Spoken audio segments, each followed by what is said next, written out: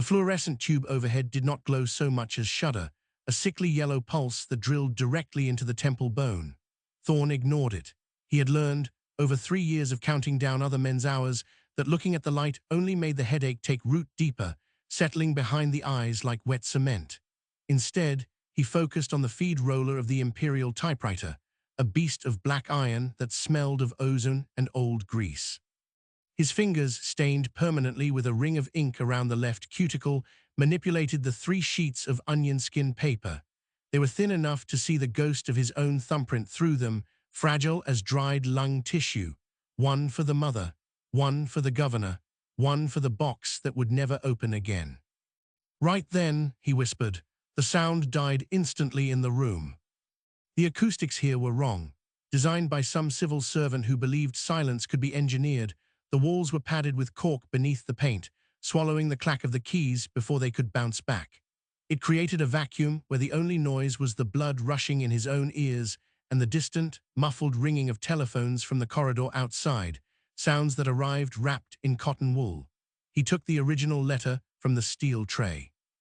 It was crumpled, the edges soft from being handled by hands that shook.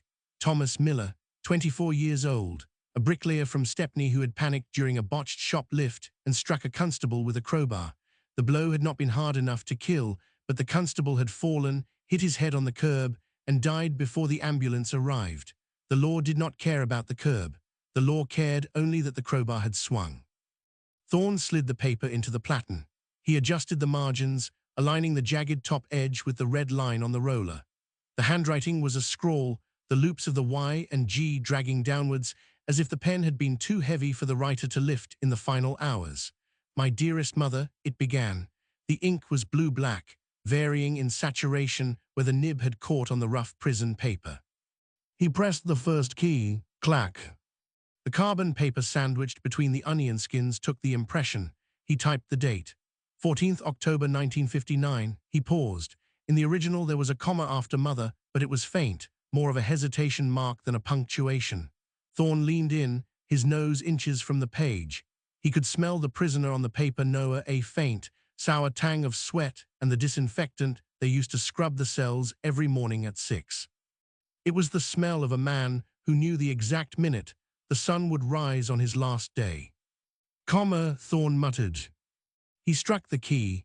The sound was too loud, a gunshot in the quiet room. He flinched, just a twitch of the shoulder, then forced himself to breathe out through his nose. If he got the rhythm wrong, the carbon would shift. If the carbon shifted, the copies would not match. If they did not match, the permanent undersecretary would send it back. And if it came back, Thorne would have to go to Pentonville again, stand outside that green door, and ask a man who had already said his goodbyes to write it all over again. He continued, I hope you are keeping well. The letters marched across the page, uniform, sterile, stripping the tremor from Miller's hand and replacing it with the machine's perfect, unfeeling consistency. This was the trick. The Home Office did not want the emotion. They wanted the record. They wanted the words preserved without the mess of the biology that produced them. Thorne was the filter. He was the sieve that caught the shaking hands and the tear-stained paper, letting only the data pass through. A lorry rumbled past on Whitehall above. The vibration traveled down through the floorboards, up the legs of the scarred oak desk, and into the typewriter. The filing cabinets against the far wall rattled, a dry, skeletal chatter that echoed the movement. On the page, the carriage jumped. The E in Wells sat slightly higher than the L's, a tiny stutter in the line. Damn it! Thorne yanked the paper out. The carbon had shifted a fraction of an inch to the left. The second copy was ruined, a double-imaged blur where the E now sat on top of its own ghost. He crumpled the sheet, the sound sharp and violent, and tossed it into the bin. It landed with a soft thud on top of yesterday's failures. He had 2 sets of onion skin left. If he messed this one up, he would have to break the seal on the reserve stock, which meant filling out a requisition form in triplicate and explaining to the chief clerk why he had wasted government property. He rethreaded the machine. His hands were steady now, the irritation burning off the hesitation. He fed the paper, aligned the edge, checked the ribbon. The fabric ribbon was dry, the ink fading to a pale gray at the edges, but it would hold for another page. He took a breath, holding it in his chest until his lungs burned, then released it slowly. "My dearest mother," he typed, "I hope you are keeping well." Perfect, the alignment held. The carbon took the impression cleanly, 3 identical truths emerging from the strike of a single key. He moved faster now, finding the cadence of Miller's voice without letting it touch him. "The food here is not so bad and the chaplain has been kind." A lie, probably. The food was boiled gristle, and the chaplain was a man who checked his watch while administering last rites. But it was Miller's lie, and Thorne's job was not to correct the fiction, only to preserve it. He reached the end of the paragraph. Miller had written, "Tell Sarah I did not mean to frighten her." The handwriting here was heavy, the pen pressed so hard it had torn a small hole in the original paper. Thorne paused. He could see the fiber of the paper fraying around the tear, a tiny white starburst where the nib had punched through. He imagined the moment, the lamp flickering, the warder standing by the door, the knowledge that the ink would be dry before the body was cold. His finger hovered over the S. For a second, the room tilted. The smell of wet wool from his coat, still damp from the morning walk from the tube station, rose up to meet him.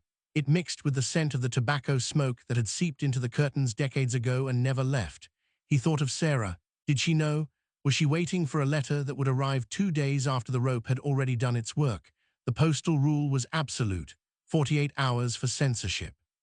By the time this envelope reached Stepney, Miller would be buried in the prison yard, under the quicklime, with no name on the marker. "Get on with it," he said aloud. He struck the key, the machine clacked. The moment passed, sealed inside the carbon copy. He finished the letter, signed it with Miller's name in the same block capitals he used for the official record, and pulled the pages from the roller. He held them up to the light, 3 copies, identical. The comma after mother was in the same place on every sheet. The tear in the paper was replicated as a gap in the ink, a precise absence. He reached for the blotter. It was a heavy block of wood covered in grey felt, saturated with years of spilled ink. He pressed it gently onto the fresh typing, absorbing the excess moisture. When he lifted it, a faint, grey ghost of the final sentence remained on the felt. "Yours lovingly, Tom." The words stared back at him from the blotter, reversed and fading, already disappearing into the wool. Thorne folded the copies. He slid them into the manila envelopes, sealing the flaps with a lick of gum that tasted of chalk and chemicals. One for the family, one for Pentonville, one for the archive. He stacked them on the out tray, the neat pile looking innocuous, harmless as a grocery list. But inside was a man's last breath, codified and filed. He stood up, his knees cracked, the sound loud in the silence. He walked to the small, high window that looked out onto the courtyard. The rain was falling again, a fine mist that blurred the grey stone of the building opposite. It did not wash anything clean, it just made the dirt slicker.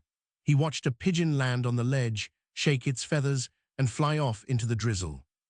Behind him, the intercom on the desk buzzed. It was not the low hum of the light, but a sharp, static-filled crackle that cut through the room like a knife. Thorne turned. The black box sat on the desk, the light blinking red. He knew that rhythm, 2 short bursts, 1 long, priority. He walked back to the desk and pressed the receiver. "Thorne." "Deputy Secretary's office," the voice said, tinny and distorted. "File has arrived early. Evans and Allen want you upstairs now." The line went dead. Thorne stared at the black box. Evans and Allen. The names hung in the air, heavier than the smoke, heavier than the rain, the last ones. The countdown had started sooner than the schedule predicted.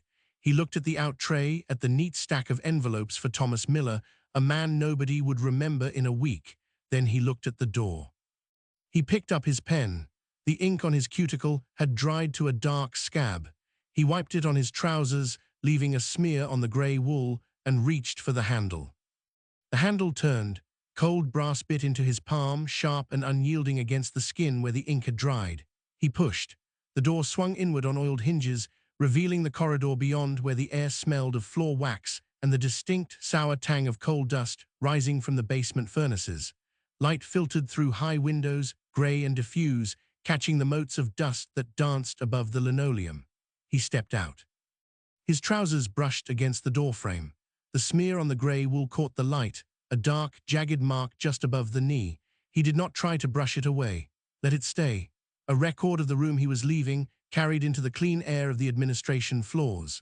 The corridor stretched long and straight, lined with doors identical to the one he had just exited, each hiding a clerk, a file, a death warrant waiting for a signature. Somewhere behind the wood, typewriters clattered, a rhythmic, mechanical rain that never ceased. Thorne walked, his shoes made no sound on the polished floor. Off to the top, Elias. Henderson stood by the water cooler, an enamel mug in his hand, steam rising in a thin ribbon. He was a man of soft edges, rounded by years of sitting in chairs that were too wide and eating lunches that were too heavy. Thorne stopped. He did not smile. Summoned, Thorne said. Bad business. Henderson took a sip, his eyes fixed on the middle distance, avoiding Thorne's face. Whether turning again, saw it on the wireless. Always turning. Suppose it is. As Henderson shifted his weight, the leather of his shoes creaked. He had heard the transport left Pentonville an hour early, which was unusual for a Tuesday. Thorne felt the muscles in his neck tighten, a slow, creeping knot. He kept his hands at his sides, fingers slightly curled. Schedules change. Suppose they do. Henderson looked down at his mug. Tease on if you come back down. Later. Thorne moved past him towards the stairwell. He did not wait for a reply. The lift was out of order again, the maintenance sign hanging crookedly on the grilled gate, so the stairs were the only way up. 4 flights to the deputy secretary's office. 4 flights between the carbon copy and the final order. He gripped the banister. The wood was smooth, worn down by thousands of hands before his, clerks and undersecretaries, who had climbed these same steps to deliver news that would stop a heart or seal a fate. The varnish was chipped near the bottom, revealing the pale, raw timber beneath. He climbed. The air grew cooler as he ascended, the smell of coal dust fading into the scent of old paper and beeswax. On the first landing, a window stood open.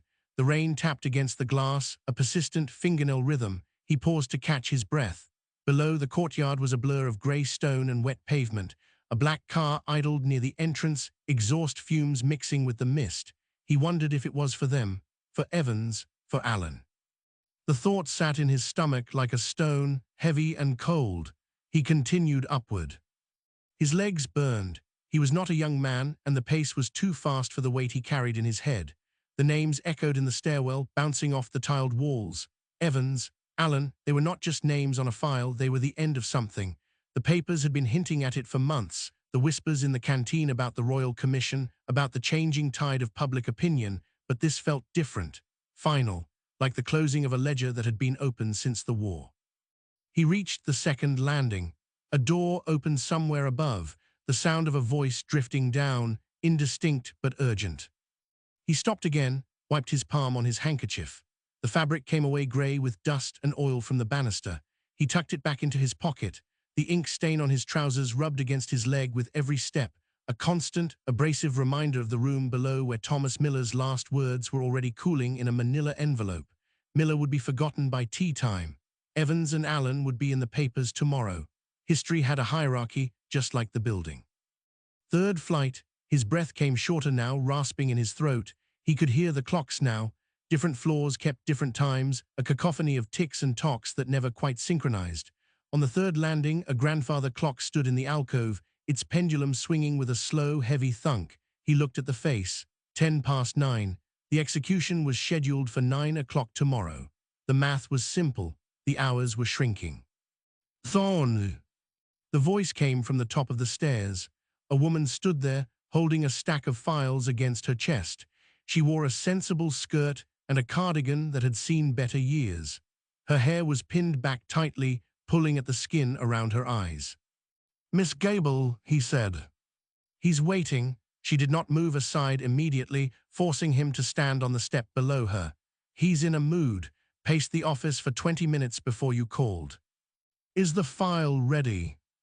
On his desk, as she shifted the files, their paper edges cut into her arms. "He asked for you specifically, saying nobody else knows the precedents." "Precedents for what?" "For the end of it." She stepped aside finally, pressing herself against the wall to let him pass. "Good luck, Elias." He nodded, for he did not believe in luck, but in procedure, in ink, in the precise alignment of carbon paper. Climbing the last few steps, he found the corridor up here wider, the carpet thicker, muffling the sound of his shoes. The doors were fewer and spaced further apart, each marked with gold lettering polished until it gleamed. At the far end lay the deputy secretary's office, its door closed. Thorne stopped before it. He could hear the clock inside ticking louder than the others, dominating the space. He smoothed his jacket. He checked his hands. The ink on his cuticle was still there, a dark scab that refused to wash away. He raised his hand to knock. The wood was solid, expensive oak, nothing like the hollow panels downstairs. He hesitated. The silence on this floor was different. It was not the absence of noise, but the holding of breath. He knocked 3 sharp raps. Enter. The voice was low, strained, like a wire pulled too tight. Thorne turned the handle. The room beyond was dim, the curtains drawn against the grey afternoon, lit only by a green-shaded lamp on the desk. The deputy secretary sat behind it, a cigarette burning in an ashtray that was already full. Smoke curled towards the ceiling, forming shapes that dissolved before they could take hold. On the desk lay a single file, blue cover, no label. "Close the door, Thorne." He did as he was told, and the latch clicked with a sound that was final.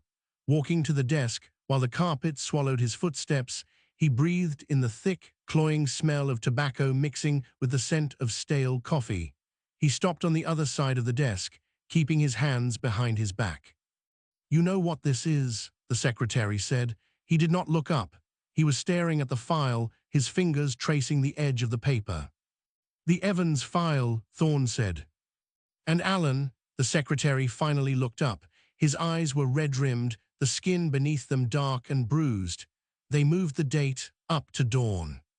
Thorne felt the floor shift beneath him just slightly. The warrant. "Signed an hour ago." The secretary pushed the file across the desk. It slid over the polished wood, stopping just before Thorne's hands. "I need the transcription ready by midnight. Every word, every pause. If he changes his mind in the cell, I want to know before the chaplain does." "Midnight," Thorne repeated. "Can you do it?" Thorne looked at the file. The blue cover was smooth, unmarked. Inside were the last words of the last men. He thought of the ink stain on his trousers. He thought of the blotter in the room below, holding the ghost of a name that would never be read. He reached out. His fingers touched the paper. It was cold. "I'll do it," Thorne said. "Good." The secretary picked up his cigarette, the ash long and fragile, ready to fall. "Don't make me wait, Elias. The world is watching this one." Thorne picked up the file. It was heavier than it looked. He turned to leave. "Thorne." He paused, hand on the door. "Make sure the comma is right," the secretary said. He tapped the cigarette against the ashtray. The ash broke, falling in a grey flake onto the desk. "History reads the punctuation." Thorne opened the door to a corridor outside that was quiet. Holding the file against his chest, he felt its weight press against his ribs as he walked. The clocks on the wall seemed to tick louder now, counting down the seconds between the desk and the drop until he reached the stairwell where the descent would be faster. Though the ink on his hand was dry, it felt wet again when he started down. The file slipped slightly in his grip, so he tightened his hold until the paper crinkled with a sound like a breath caught in a throat. He did not stop. The door clicked shut, sealing the tobacco smoke and the secretary's red-rimmed gaze behind the oak. Thorne stood alone in the corridor, the blue file pressed against his wool jacket, feeling the sharp corner dig into his ribcage like a blunt knife. Dawn. The word hung in the air, heavier than the smell of floor wax and old dust that drifted up from the stairwell. He adjusted his grip, fingers tightening until the knuckles whitened, the paper crinkling under the pressure with a sound that reminded him too much of dry skin cracking in winter. He started walking. The carpet here was thick, a deep burgundy that swallowed the sound of his shoes, muting the rhythm of his retreat until he felt as though he were moving through water or perhaps sinking into the very foundation of Whitehall itself. Each step required effort, a deliberate lifting of the foot, a placement of the sole, a transfer of weight that felt absurdly physical for a man whose work was entirely of the mind and hand. The file slipped again. He caught it before it could fall. the movement jerky, uncharacteristic of a clerk who prided himself on the smooth, uninterrupted flow of his transcription. Midnight. 6 hours. To capture the trembling syntax of a man waiting to die, to distill the panic of a final night into neat, typewritten lines that would satisfy the permanent undersecretary and the hangman alike. Thorne reached the stairwell and pushed open the fire door, the metal cold against his palm, the hinge screaming a high-pitched protest that echoed off the tiled walls. The noise startled him.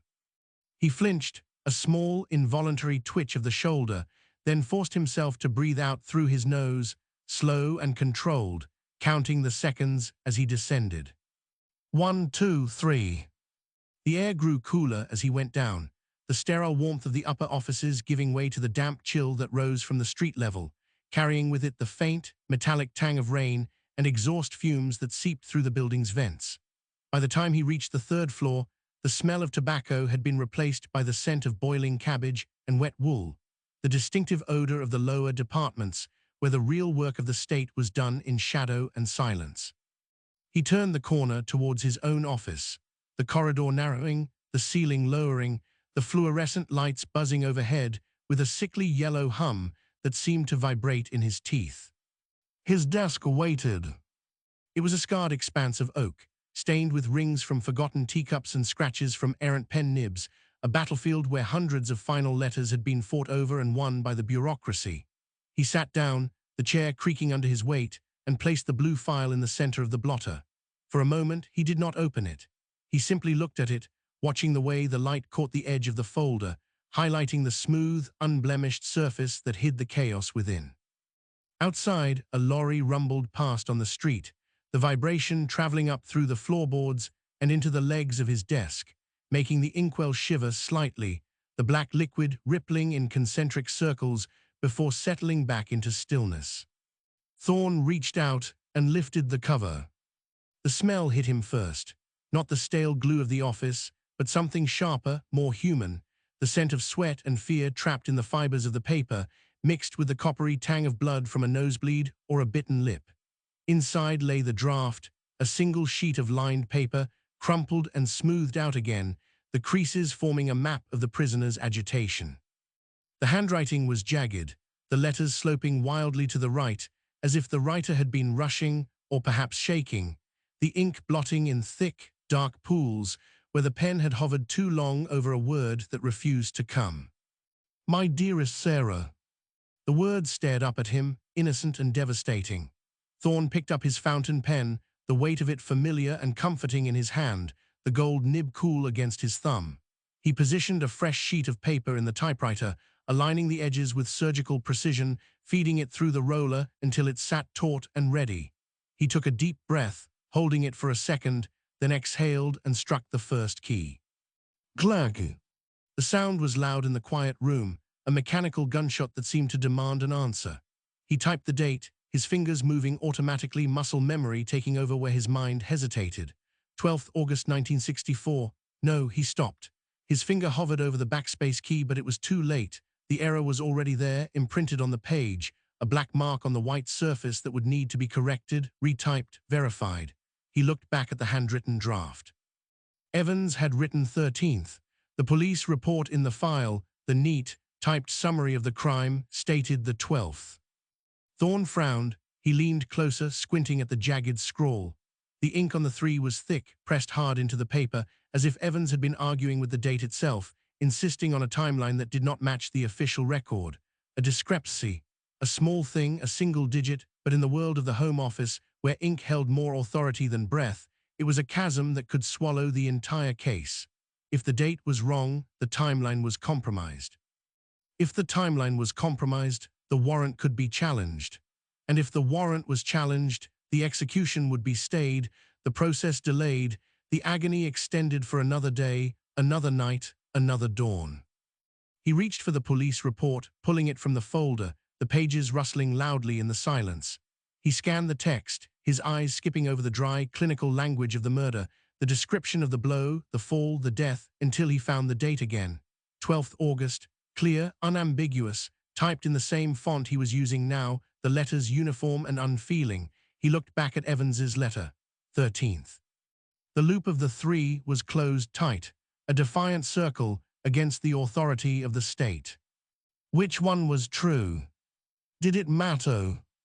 Thorne felt a bead of sweat trickle down his temple, itching, annoying, demanding to be wiped away, but he did not move his hand. He kept it on the pen, gripping it tightly, the metal warming against his skin. The rule was absolute: transcribe the prisoner's voice, do not alter, do not correct, preserve the tremor, the error, the lie if it was a lie.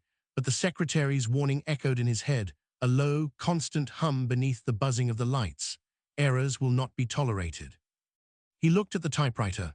The paper waited, the cursor blinking in his mind, demanding the next character.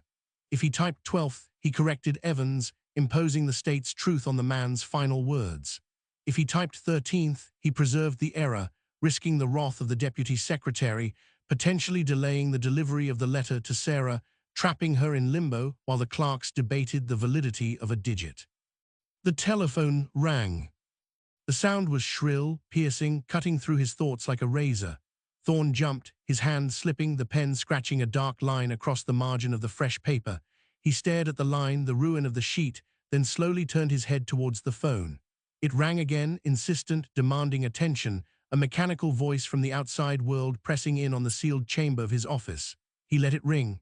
Once, twice, 3 times. The noise filled the room, bouncing off the filing cabinets, vibrating in the glass of the inkwell, drowning out the quiet ticking of the clock on the wall. He picked up the receiver. "Thorne," he said, his voice sounding rough, unused. "Deputy Secretary's office," a voice said, crisp and impersonal, "wanting to know if you had started. The governor at Pentonville is on the line, asking about the letter." Thorne looked down at the desk, at the jagged handwriting of a man who thought he had one more day than the law allowed, at the typed report that said otherwise, at the ruined sheet of paper with the dark scratch marking his hesitation. "I'm working on it," Thorne said. "See that you are," the voice replied. "They're preparing the cell. No delays, Elias, none." The line went dead. Thorne held the receiver for a moment, listening to the dial tone, a low, monotonous drone that seemed to mock the silence of the room. He placed the receiver back in the cradle. The click was final. He looked at the typewriter. The ruined sheet had to be removed, a fresh one inserted, the alignment checked again. But first he had to decide, 12th or 13th, the truth of the record or the truth of the man. He reached for the handwritten draft, his fingers tracing the loop of the 3. It felt raised, textured, real. He closed his eyes. The smell of sweat and copper filled his nose again. Somewhere in a cell with peeling green paint, Gwynne Evans was waiting for a letter to be written, counting down the hours based on a date that might already be wrong. Thorne opened his eyes. He pulled the ruined sheet from the roller, the paper tearing slightly at the perforation, and tossed it into the bin. He fed in a new one. He aligned the edges. He placed his hands on the keys. He typed the 1, then he stopped. His finger hovered over the 2. He looked at the draft again. The 3 stared back, defiant and desperate. Thorne swallowed, the taste of dry copper in his mouth, and made his choice. He struck the 3. The metal type bar slammed into the ribbon, a sharp, mechanical crack that seemed to echo off the damp plaster of the room, leaving an impression of ink so dark it looked wet, a fresh wound on the white page. Thorne held his breath, waiting for the ceiling to collapse, for the deputy secretary to burst through the door and drag him out by his collar for falsifying a state document. But the fluorescent tubes only continued their sickly, unwavering buzz, casting a light that revealed nothing and hid everything. He exhaled slowly, the air tasting of stale tobacco and the metallic tang of carbon paper, and watched the letters sit there, wrong and undeniable. 13th August. A lie, perhaps. Or a truth the file had refused to capture. It did not matter now. The ink was dry, the record made, and in the Home Office, the typed words superseded the memory of the man who wrote it.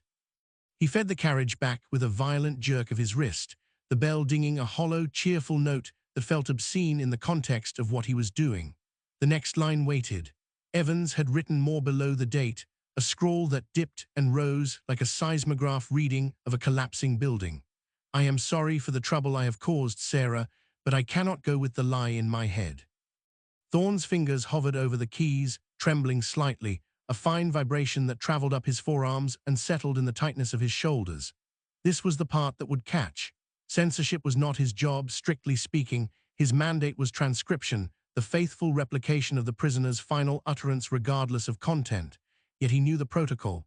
Any mention of injustice, any hint that the condemned man disputed the verdict rather than merely accepting his fate, triggered a review. The letter would be pulled, held in the governor's office, dissected by men in suits who debated whether grief should be permitted to sound like anger. If it was held, Sarah would not receive it before the burial. She would get a piece of paper stating her brother was dead, wrapped in official silence, while the words he actually wrote rotted in a filing cabinet somewhere, deemed too dangerous for a sister's eyes. Thorne looked at the sentence again. I cannot go with the lie in my head. It was harmless. It was human. It was also a direct challenge to the jury's finding that Evans had acted with malice aforethought on the 12th of August. If the date was wrong, the alibi might shift. If the alibi shifted, the narrative of premeditation crumbled. The state could not afford a crack in the foundation, not now, not with the papers screaming for blood and the protesters gathering like flies outside the prison walls. To include this line was to invite a delay. To omit it was to cut out the heart of the man's final message. His finger drifted towards the backspace key, a small black lever that could erase the error, allow him to rephrase, to soften the blow. I am sorry for the trouble. Clean, safe, deliverable by morning post. He could claim the original was illegible, a smudge of ink mistaken for words, and ask himself who would know. The governor wanted the cell cleared by dawn.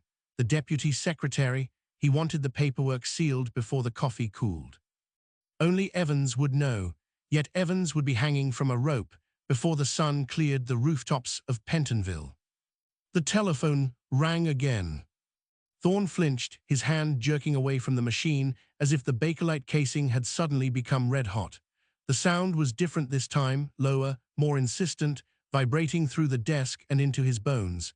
He stared at it, the black dial spinning in his peripheral vision, a relentless eye watching him hesitate. He let it ring. Once, twice. The noise filled the small room, bouncing off the stacks of files, amplifying the silence that followed each ring. A silence that felt heavy, pressurized, as if the air itself was waiting for him to make a mistake. He picked up the receiver. Thorne, he said. His voice was a dry rasp, unfamiliar to his own ears. The governor's office, a new voice said, clipped and devoid of warmth. We have been informed the transcription is underway. Is there an issue with the document? Thorne looked down at the page where the three stared back at him, bold and accusatory. Below it sat the sentence about the lie, a trap waiting to be sprung. No issue, he said, though the words tasted like ash, just ensuring clarity. Clarity is secondary to speed, Mr. Thorne, the voice replied, noting that the chaplain is with him now. They are expecting the final copy within the hour. Do not make us wait. The line went dead. Thorne lowered the receiver slowly, placing it in the cradle with a precision that felt forced, as if any sudden movement might shatter the fragile composure he was holding onto. The dial tone hummed, a low, monotonous drone that seemed to mock the ticking of the clock on the wall. Tick, tick, tick. Each second a grain of sand falling in a glass he could not stop filling. He looked back at the typewriter. The choice was no longer theoretical. The governor was waiting. The chaplain was sitting in a cell that smelled of disinfectant and fear, holding a Bible while a man counted down his last minutes. If Thorne sent the letter as written, it would be flagged. It would be stopped. Sarah would get nothing but a standard condolence form. If he altered it, she would get the words, but they would not be Evans's. They would be a sanitized version, scrubbed of its defiance, polished until it shone with the sterile gloss of the state. Events, details, actions. 1. He reached for correction fluid, described as small bottle of white paint covering sin, error, truth. 2. He uncapped it. 3. Smell of ammonia, sharp stinging nostrils. 4. He dipped the brush. 5. White tip hovered over word lie. 6. One stroke, concept. 7. That was all it would take. 8. Cover the word. 9. Type fact. 10. Or situation. 11. Something bland. 12. Something safe. His hand did not move. He thought of the jagged handwriting on the draft, the way the pen had torn through the paper where Evans had pressed too hard, the desperation in the loop of the why he thought of the deputy secretary's warning, the cold eyes behind the glasses, the threat that hung unspoken in the oak-paneled office. Errors will not be tolerated. But was an error a mistake, or was it a deviation from the script? If the state's script was wrong, was correcting it a crime? Thorne capped the bottle. The click of the plastic lid sounded like a gunshot. He pushed the correction fluid away, sliding it across the desk until it hit the stack of police reports out of reach. He placed his hands back on the keys. His fingers felt cold, numb, as if the blood had drained from them, leaving only the mechanical necessity of motion. He had to finish. The clock was ticking. The governor was waiting. Somewhere, a man was saying goodbye to a god who had already turned his back. He began to type. He did not change the word. He did not soften the blow. He struck the keys with a force that drove the type bars deep into the platen, imprinting the letters with a violence that shocked him.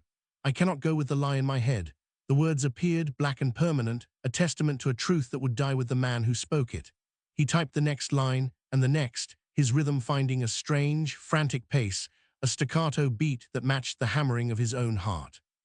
He was not transcribing anymore. He was carving an epitaph in carbon paper, knowing that before the ink was even dry, the world would try to erase it. When he finished the paragraph, he stopped. His hands rested on the desk, trembling visibly now, his heart racing before crashing into a sudden, exhausting void. He looked at the page. It was done. The letter was complete, flawed, dangerous, and utterly human. He pulled the sheet from the roller, the paper tearing with a crisp, satisfying rip, and held it up to the light. The carbon copy beneath it was faint, a ghost of the original, but the words were clear. 13th August. The lie in my head. He folded the paper, the creases sharp and precise, and placed it in the manila envelope. He sealed it with a lick of glue that tasted of chemicals and dust. Then he sat back, waiting for the door to open, waiting for the hands that would take it away and decide if it was worthy of the post. Outside, the rain began to fall again, tapping against the windowpane, a soft, relentless rhythm that sounded like fingers drumming on a coffin lid. Thorne closed his eyes.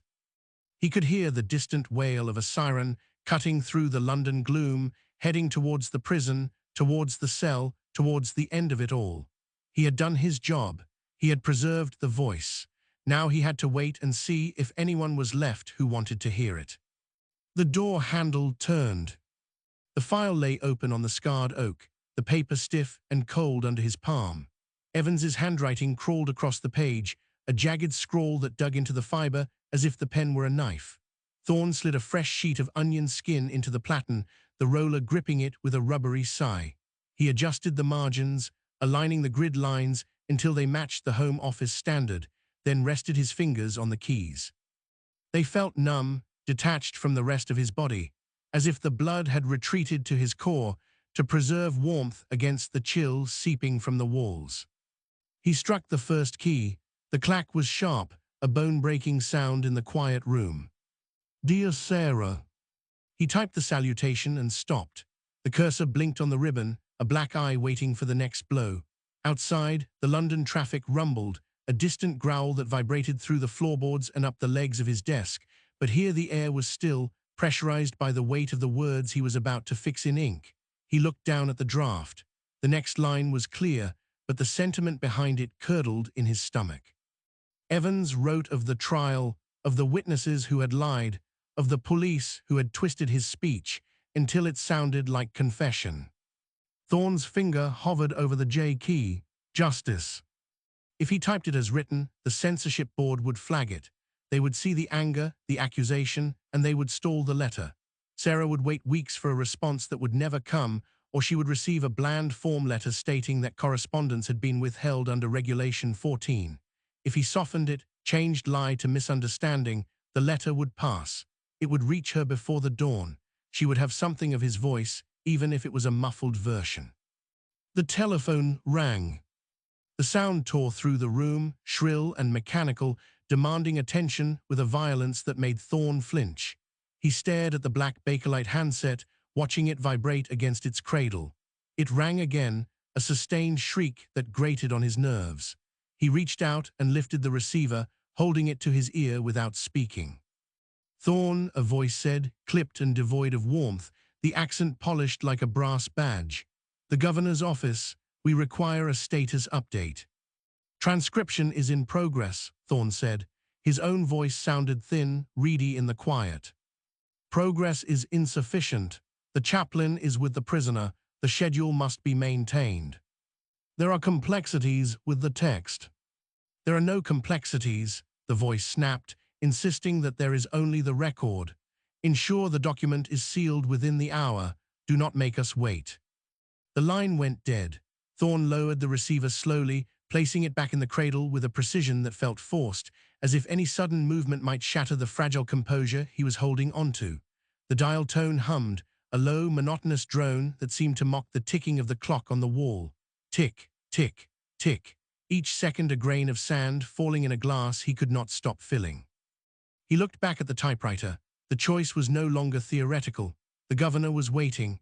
The chaplain was sitting in a cell that smelled of disinfectant and fear, holding a Bible while a man counted down his last minutes. If Thorne sent the letter as written, it would be flagged. It would be stopped. Sarah would get nothing but a standard condolence form. If he altered it, she would get the words, but they would not be Evans's. They would be a sanitized version, scrubbed of its defiance, polished until it shone with the sterile gloss of the state. Sentence 1, original. He reached for the correction fluid, the small bottle of white paint that could cover any sin, any error, any inconvenient truth. Idea, combine with the uncapping action, or extend the description to create a longer breathing sentence, then follow with a shorter one. Draft 1, he reached for the correction fluid, that's small. His hand did not move. He thought of the jagged handwriting on the draft, the way the pen had torn through the paper where Evans had pressed too hard, the desperation in the loop of the why. He thought of the deputy secretary's warning, the cold eyes behind the glasses, the threat that hung unspoken in the oak-paneled office. Errors will not be tolerated. But was an error a mistake, or was it a deviation from the script? If the state's script was wrong, was correcting it a crime? Thorne capped the bottle. The click of the plastic lid sounded like a gunshot. He pushed the correction fluid away, sliding it across the desk until it hit the stack of police reports out of reach. He placed his hands back on the keys. His fingers felt cold, numb, as if the blood had drained from them, leaving only the mechanical necessity of motion. He had to finish. The clock was ticking. The governor was waiting. Somewhere, a man was saying goodbye to a god who had already turned his back. He began to type. He did not change the word. He did not soften the blow. He struck the keys with a force that drove the type bars deep into the platen, imprinting the letters with a violence that shocked him. I cannot go with the lie in my head. The words appeared, black and permanent, a testament to a truth that would die with the man who spoke it. He typed the next line, and the next, his rhythm finding a strange, frantic pace, a staccato beat that matched the hammering of his own heart. He was not transcribing anymore. He was carving an epitaph in carbon paper, knowing that before the ink was even dry, the world would try to erase it. When he finished the paragraph, he stopped. His hands rested on the desk, trembling visibly now, the adrenaline crashing into a sudden, exhausting void. He looked at the page. It was done. The letter was complete, flawed, dangerous, and utterly human. He pulled the sheet from the roller, the paper tearing with a crisp, satisfying rip, and held it up to the light. The carbon copy beneath it was faint, a ghost of the original, but the words were clear. 13th August. The lie in my head. He folded the paper, the creases sharp and precise, and placed it in the manila envelope. He sealed it with a lick of glue that tasted of chemicals and dust. Then he sat back, waiting for the door to open, waiting for the hands that would take it away and decide if it was worthy of the post. Outside, the rain began to fall again, tapping against the windowpane, a soft, relentless rhythm that sounded like fingers drumming on a coffin lid. Thorne closed his eyes. He could hear the distant wail of a siren cutting through the London gloom, heading towards the prison, towards the cell, towards the end of it all. He had done his job. He had preserved the voice. Now he had to wait and see if anyone was left who wanted to hear it. The door handle turned. The engine shuddered through the floorboards, a constant, grinding vibration that traveled up the soles of Thorne's shoes and settled in his knees. Inside the Black Maria, the air tasted of unburnt petrol and wet rubber, thick enough to coat the tongue. He sat on the narrow bench bolted to the side, his briefcase clamped between his knees, fingers digging into the leather handle until the knuckles turned white. Outside the reinforced glass slits, London blurred into streaks of grey brick and muddy pavement, the morning rush hour choking the arteries of the city while they crawled towards the north. "Traffic's a bastard today," the driver said. He didn't turn his head. His eyes stayed fixed on the road ahead, reflected in the rearview mirror as two pale, unblinking discs. Lorry broke down on Holloway, blocked the whole bloody junction. Thorne shifted his weight, the bench dug into his thighs. How long? 10 minutes, maybe 20. The driver tapped the steering wheel, a rhythmic tap-tap-tap that synced with the engine's misfire. "You lot never mind the time, do you? Just need the paper stamped." "It's not about the stamp." Thorne looked down at the briefcase. The leather was scuffed, worn smooth at the corners by the hands of clerks who had carried similar loads to similar ends for decades. "It's about the record." "Record," the driver snorted, a sharp expulsion of air through his nose. "Nobody reads the record, mate, not until it's all over. By then, it's just filing." The van lurched forward, throwing Thorne against the wall. He grabbed the metal rail bolted above the bench to steady himself. The movement sent a ripple through the contents of the case, the papers shifting with a dry, whispering rustle. He imagined the sheets inside sliding against one another, blank forms waiting for ink that would seal a fate already decided. The smell of the driver's tobacco hung in the cabin, stale and sweet, mixing with the exhaust fumes to create a nausea that sat heavy in the back of Thorne's throat. Through the slit window, a woman in a Macintosh waited at a crossroads. She held an umbrella that had turned inside out in the wind, struggling against the gusts while a bus roared past, splashing dirty water over the curb. She didn't look at the van. Nobody looked at the vans. They were part of the infrastructure, like the lampposts or the drains, things you stepped around without thinking. Thorne pressed his hand against the cool glass. Condensation had gathered on the inside, fogging the view until the woman was just a smudge of color against the gray. "You know him?" the driver asked. Thorne pulled his hand back. "Who?" "The bird in the cage, Evans." "No." "Right," the driver changed gear with a grinding clash of metal. "Heard he's a quiet one, doesn't make a fuss. Some of them scream, bang on the doors, make you wish you were somewhere else." "Most don't." Thorne's voice sounded flat, stripped of inflection. He hated the way the van amplified every sound, turning a whisper into a confession. "They just wait." "Waiting's the worst part." The driver glanced in the mirror again, catching Thorne's eye for a second before looking away. "My brother was in the war, said the waiting before the barrage was worse than the shells. Your mind does things to you, makes up things." "Did he survive?" "Didn't say." The driver lifted a hand from the wheel to scratch his chin, the stubble rasping like sandpaper. "Came back different, couldn't sleep in a room without a window, said he needed to see the sky, even when it was raining." The van slowed, tires crunching over broken glass embedded in the tarmac. They were approaching the prison. The architecture changed here, the terraced houses giving way to high brick walls topped with jagged iron spikes. The gray of the sky matched the gray of the mortar, a seamless blend of institution and atmosphere. Thorne felt the tension in his shoulders tighten, a physical band constricting his breath. He adjusted the briefcase, ensuring the latch was secure. "Stop counting the seconds," the driver said. "Won't make them go faster." "I'm not counting." "You're tapping your foot." Thorne looked down. His right foot was indeed tapping against the floor, a nervous rhythm he hadn't noticed. He forced it still, pressing the sole flat against the metal. The vibration hummed up his leg, indifferent to his attempt at control. Outside, the gates of Pentonville loomed, massive blocks of wood reinforced with iron bands. A warder stood in the booth, smoking a cigarette, the smoke curling up into the damp air before vanishing. "Here we are," the driver said. He pulled the handbrake with a violent jerk. The engine idled, coughing sporadically. "Don't forget your bag. Wouldn't want to leave the goods behind." Thorne stood. His legs felt stiff, the blood slow to circulate after the cramped journey. He unlocked the briefcase latches, click, click, and checked the contents one last time. The forms were there, blank, waiting. He closed the case and lifted it. The weight was negligible, yet it felt like carrying a stone. "Cheers," Thorne said. "Good luck," the driver replied. He didn't mean it. It was just a phrase people used when sending someone into a place they didn't want to go themselves. Thorne stepped out of the van. The cold hit him immediately, damp and clinging, soaking into his wool coat within seconds. He walked towards the gate, his shoes clicking on the wet pavement.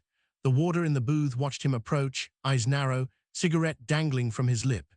He didn't move to open the gate until Thorne was standing right in front of him, close enough to smell the tobacco on his breath. "Name," the warder asked. "Thorne, Home Office." Right as the warder pushed a button, the gate groaned, its hinges protesting while the heavy wood swung inward. "Don't take long, the governor's in a mood." Thorne stepped through the threshold. The gate swung shut behind him with a final metallic clang that severed the sound of the street. The silence inside the walls was different. It wasn't empty. It was heavy, pressurized, as if the air itself was holding its breath. He walked towards the main building, the path lined with peeling green paint and signs warning of unauthorized entry. The vibration of the van was gone, replaced by the distant, rhythmic clanging of a bell somewhere deep within the complex. Clang, clang, clang. It sounded like a hammer striking an anvil, or a coffin being nailed shut. Thorne tightened his grip on the briefcase handle and kept walking. The chief warder was waiting at the entrance, standing perfectly still under the archway, his uniform pressed sharp enough to cut. He didn't smile. He just held out a hand, palm up, waiting for the papers that would begin the end. "Mr. Thorne," the chief warder said. His voice was low, devoid of warmth. "You're late." "Traffic," Thorne said. "Traffic doesn't stop the clock," the warder said, turning on his heel before commanding, "Come with me, for he's asking for you." Thorne followed. The corridor stretched out before them, a tunnel of shadows and flickering fluorescent light.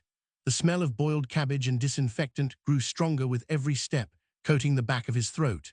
He could feel the eyes of the other prisoners on him, invisible behind the doors, watching the clerk who carried the death warrant in a leather bag. He kept his eyes on the warder's back, focusing on the sway of the uniform jacket, anything to avoid looking at the cells. "Does he know?" Thorne asked. "Know what?" "That I'm here." "Everyone knows." The warder didn't look back. News travels fast when the rope is waiting. They stopped at a door painted a darker green than the rest. A small barred slit was cut into the wood at eye level. Through it, Thorne could see nothing but darkness. The warder produced a key from his belt, the metal jingling softly in the quiet corridor. He inserted it into the lock and turned it. The mechanism clicked, loud and final. "Inside," the warder said, "you have 10 minutes, then I come in, whether you're finished or not." Thorne stepped forward. The threshold lay before him, a line of worn stone separating the corridor from the cell. He could hear breathing on the other side. Shallow, ragged, he hesitated, his hand hovering over the door frame. The warmth of the prisoner's hand on the paper waited inside, a ghost of a touch he hadn't yet felt but already knew would burn. He crossed the line. The door closed behind him, shutting out the warder, the corridor, and the rest of the living world. Darkness didn't mean absence of light here.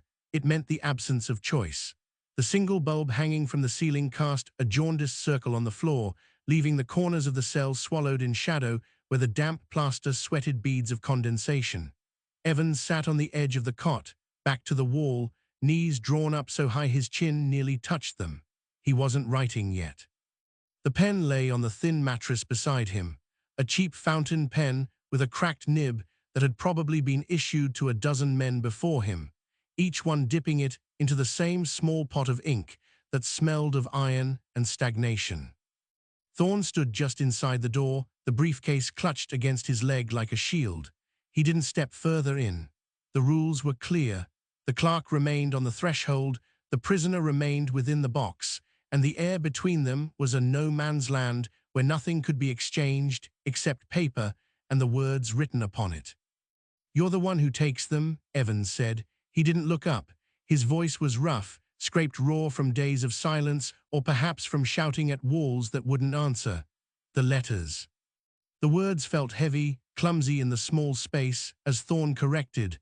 "I transcribed them," adding, "for the record."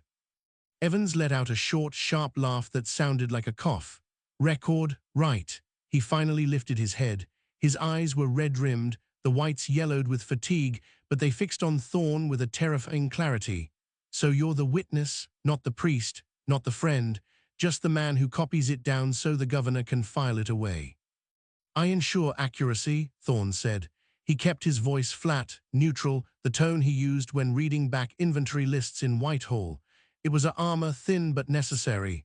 Whatever you write, I copy, exactly. Exactly, Evans repeated. He picked up the pen. His hand shook, a fine tremor that ran from his wrist to his fingertips, making the pen hover uncertainly over the paper. That's the joke, isn't it? You'll copy the lies just as well as the truth, as long as the spelling's right. He began to write. The scratch of the nib against the rough prison stationery was loud in the confined space, a dry, rasping sound like an insect burrowing into wood. Thorne watched the hand move. It jerked across the page, forming letters that were too large, too cramped, as if Evans was trying to fit a lifetime of pleading into a single sheet of foolscap. The smell of the cell was overpowering now, a mix of unwashed body, stale tobacco, and the underlying sweet rot of fear that seemed to seep from the pores of the walls themselves. Minutes dragged, the fluorescent tube above buzzed, a low electric irritation that drilled into Thorne's temples. Outside the door, he could feel the presence of the chief warder, a silent sentinel waiting for the 10 minutes to expire. Inside, the only movement was the scratching pen and the shallow rise and fall of Evans's chest. He won't like it, Evans muttered, not looking up. Who? The governor, the lot of them. Evans paused, the pen hovering over a word. A drop of ink fell from the nib, landing on the paper with a soft plip, blooming into a dark, irregular star. He didn't try to blot it. He just stared at the stain. Doesn't matter. She needs to know I didn't mean to hurt him, not like that. Thorne said nothing. He couldn't. To acknowledge the sentiment was to step over the line, to offer a comfort he wasn't authorized to give. He just watched the ink spread, soaking into the fibers of the paper, permanent and unchangeable. The scratching resumed, faster now, more frantic. Evans's breathing hitched, a wet, rattling sound in his throat. He wrote 3 more lines, then stopped abruptly, dropping the pen as if it had burned him. He shoved the paper across the mattress, sliding it towards the edge where the light faded. Take it, Evans said, his voice cracking as he added, before I change my mind. Thorne stepped forward just 1 pace, crossing the invisible boundary of the threshold. He reached down. The paper was warm, not just from the room, but from the heat of Evans's hand, the friction of his grip, the living blood pumping through fingers that would be cold by morning. Thorne's own fingers brushed against the edge of the sheet, and for a second, he felt the phantom pressure of Evans's touch lingering on the fibers, a ghost of contact that sent a jolt of something sharp and unwanted through his chest. He straightened up, holding the letter away from his body as if it were contaminated. The ink was still wet, glistening under the sickly yellow light. 10 minutes, the chief warder's voice came from the other side of the door, muffled but distinct. Time's up, Mr. Thorne.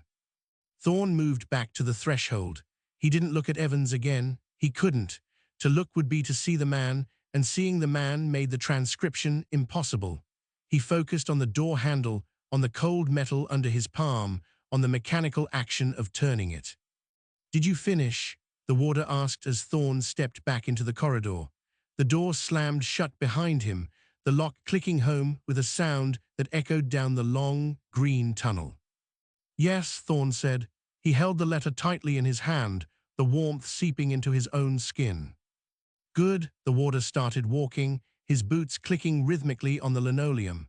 Chaplain's waiting at Scrubs. He wants to verify the content before you transcribe. Standard procedure for last-minute additions. Thorne followed, the letter feeling heavier than the briefcase had been. The warmth on the paper was fading, cooling rapidly in the drafty corridor, but he could still feel it, a burning spot against his palm. He thought of the ink stain, the dark star blooming on the page, and wondered if the chaplain would count it as an error. If he would demand a clean copy, a version without the blemish, without the evidence of the trembling hand that wrote it.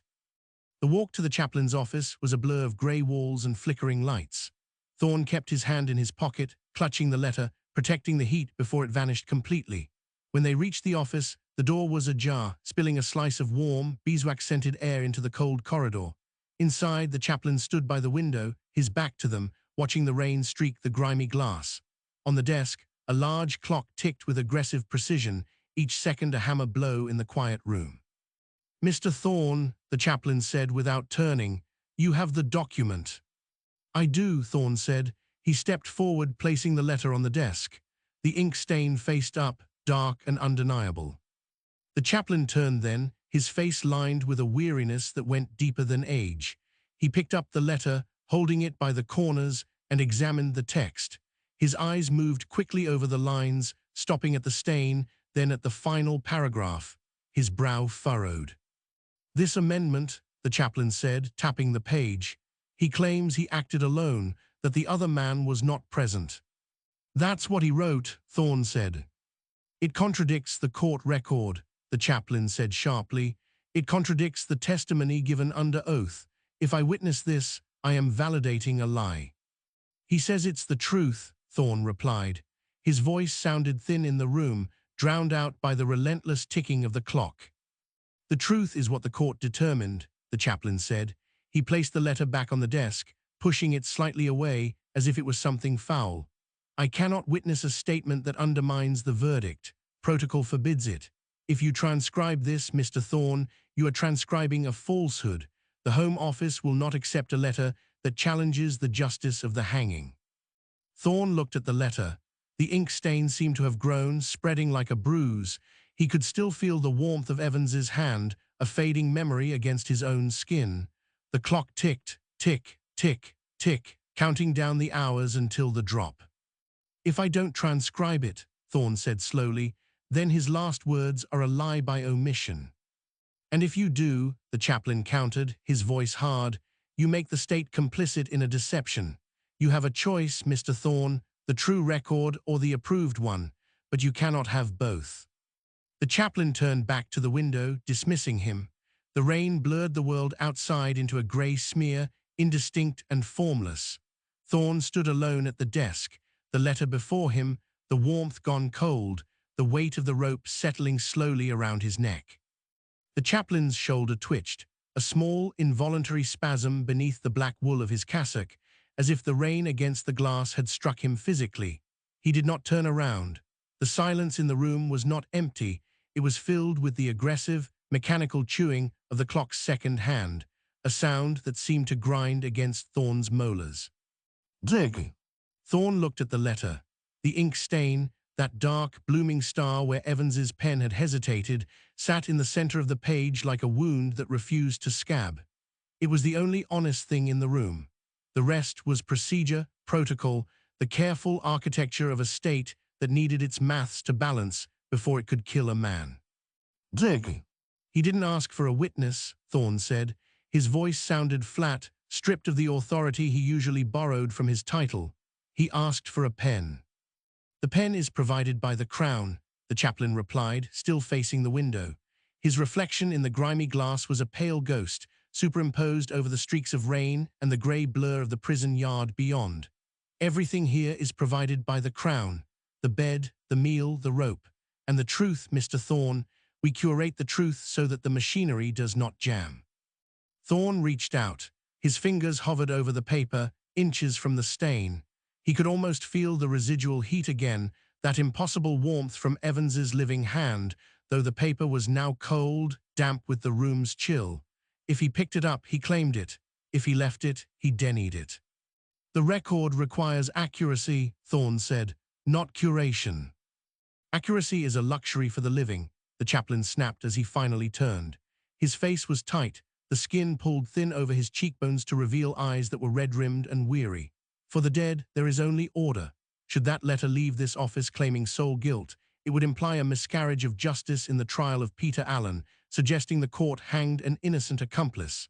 Do you understand the ramifications, the headlines, the questions in Parliament?" "I understand he is dying at 9 tomorrow," Thorne said. "I understand he wants his mother to know he tried to protect someone else, or that he is trying to save himself. Does the motive matter to the transcription?"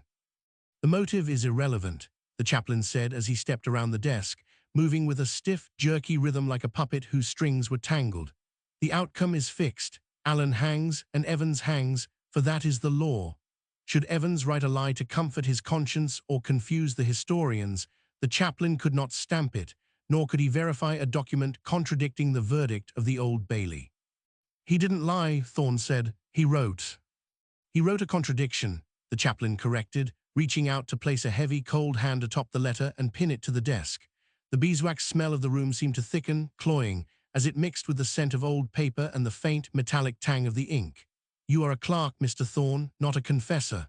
Your job is to copy, to preserve the official narrative, for if you transcribe this amendment, you are not recording his words, but recording an error. And errors in the final record are not tolerated. Thorne looked at the hand covering the letter. The chaplain's fingers were long, pale, the nails trimmed short and clean. They looked nothing like Evans's fingers, which had been rough, stained with tobacco and dirt, trembling with the effort of holding a pen while the world ended.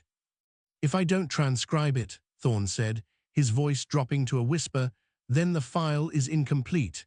The archive will show a gap where his final thought should be. Then let there be a gap, the chaplain said. He lifted his hand, smoothing the paper down as if ironing out a crease. Better a silence than a lie, better a missing page than a falsehood that undermines the entire proceeding. He picked up a stamp from the desk. It was heavy, wooden, the handle worn smooth by years of use. The ink pad beside it was dry, crusted at the edges. The chaplain pressed the stamp down onto the corner of the letter, hard. The sound was a dull thud, final and absolute. Verified. But he had not verified the content. He had verified the container.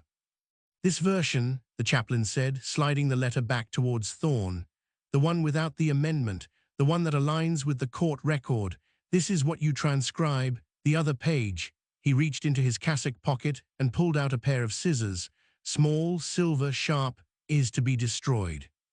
Thorne stared at the scissors. The light from the window caught the blade, flashing a brief, cold glint. You can't, Thorne said. I can, the chaplain said, and I will, unless you wish to explain to the permanent undersecretary why you delayed the process for a dying man's fiction. Do you want that conversation, Mr. Thorne? Do you want to stand in his office and tell him you held up the execution because a prisoner changed his story? The clock ticked, tick. The sound was louder now, filling the space between them, pressing against Thorne's eardrums. He thought of the Black Maria van, the vibration of the engine, the smell of petrol. He thought of Evans's hand sliding the paper under the door, the desperate, trembling retreat. He said he acted alone, Thorne said. It was a statement of fact, but it felt like a plea. And the court said he did not, the chaplain replied. He raised the scissors, the blades open, waiting. The state has already decided the truth. Your pen is merely the instrument that writes it down. Do not mistake your role for that of a judge. Thorne's hand moved before he thought. He snatched the letter from the desk, pulling it back before the chaplain could cut. The paper crinkled under his grip. The ink stains smudged slightly against his thumb, leaving a dark mark on his skin, a brand of the contact. I transcribe what is given to me, Thorne said. His voice was steady now, hardened by a sudden, cold clarity. That is the rule. Ink holds more authority than breath, yes, but the ink is already on the page. You cannot unwrite it with scissors. The chaplain froze. The scissors hovered in the air, useless. His face went slack, the weariness deepening into something like defeat. If you take that, the chaplain said softly, you take the responsibility. When the family reads it, when the papers print it, when the questions come, it will be your name on the transcription log, not mine. I know, Thorne said. He folded the letter once, twice, the warm stain now pressed against the inside, hidden from view but still there, burning against the fold. He put it in his breast pocket, close to his heart, where the rhythm of his own pulse beat against the paper. The chaplain lowered the scissors. He turned back to the window, his shoulders slumping. Go then, he said to the glass. Transcribe your truth, but do not expect it to save anyone. It won't stop the drop. It won't warm the grave. Thorne didn't answer. He turned and walked to the door, the floorboards creaking under his weight. The clock continued its relentless count behind him, each second a hammer blow, measuring out the time left for Gwynne Evans, for Peter Allen, for the lie and the truth and the thin line of ink that separated them. He stepped out into the corridor. The air was colder here, smelling of disinfectant and damp wool. The chief warder was waiting, leaning against the wall, checking his pocket watch. "Finished?" the warder asked, pushing off the wall. "Yes," Thorne said. He touched his breast pocket, feeling the hard edge of the folded paper through his jacket. "I have what I need." "Good," the warder said, starting down the hall where the carriage waited, for they needed to reach Whitehall before the evening post went out, since the governor wanted the file sealed by midnight. Thorne followed. The corridor stretched out before them, a long green tunnel of peeling paint and shadows. At the end, the door to the outside world waited, heavy and iron-bound.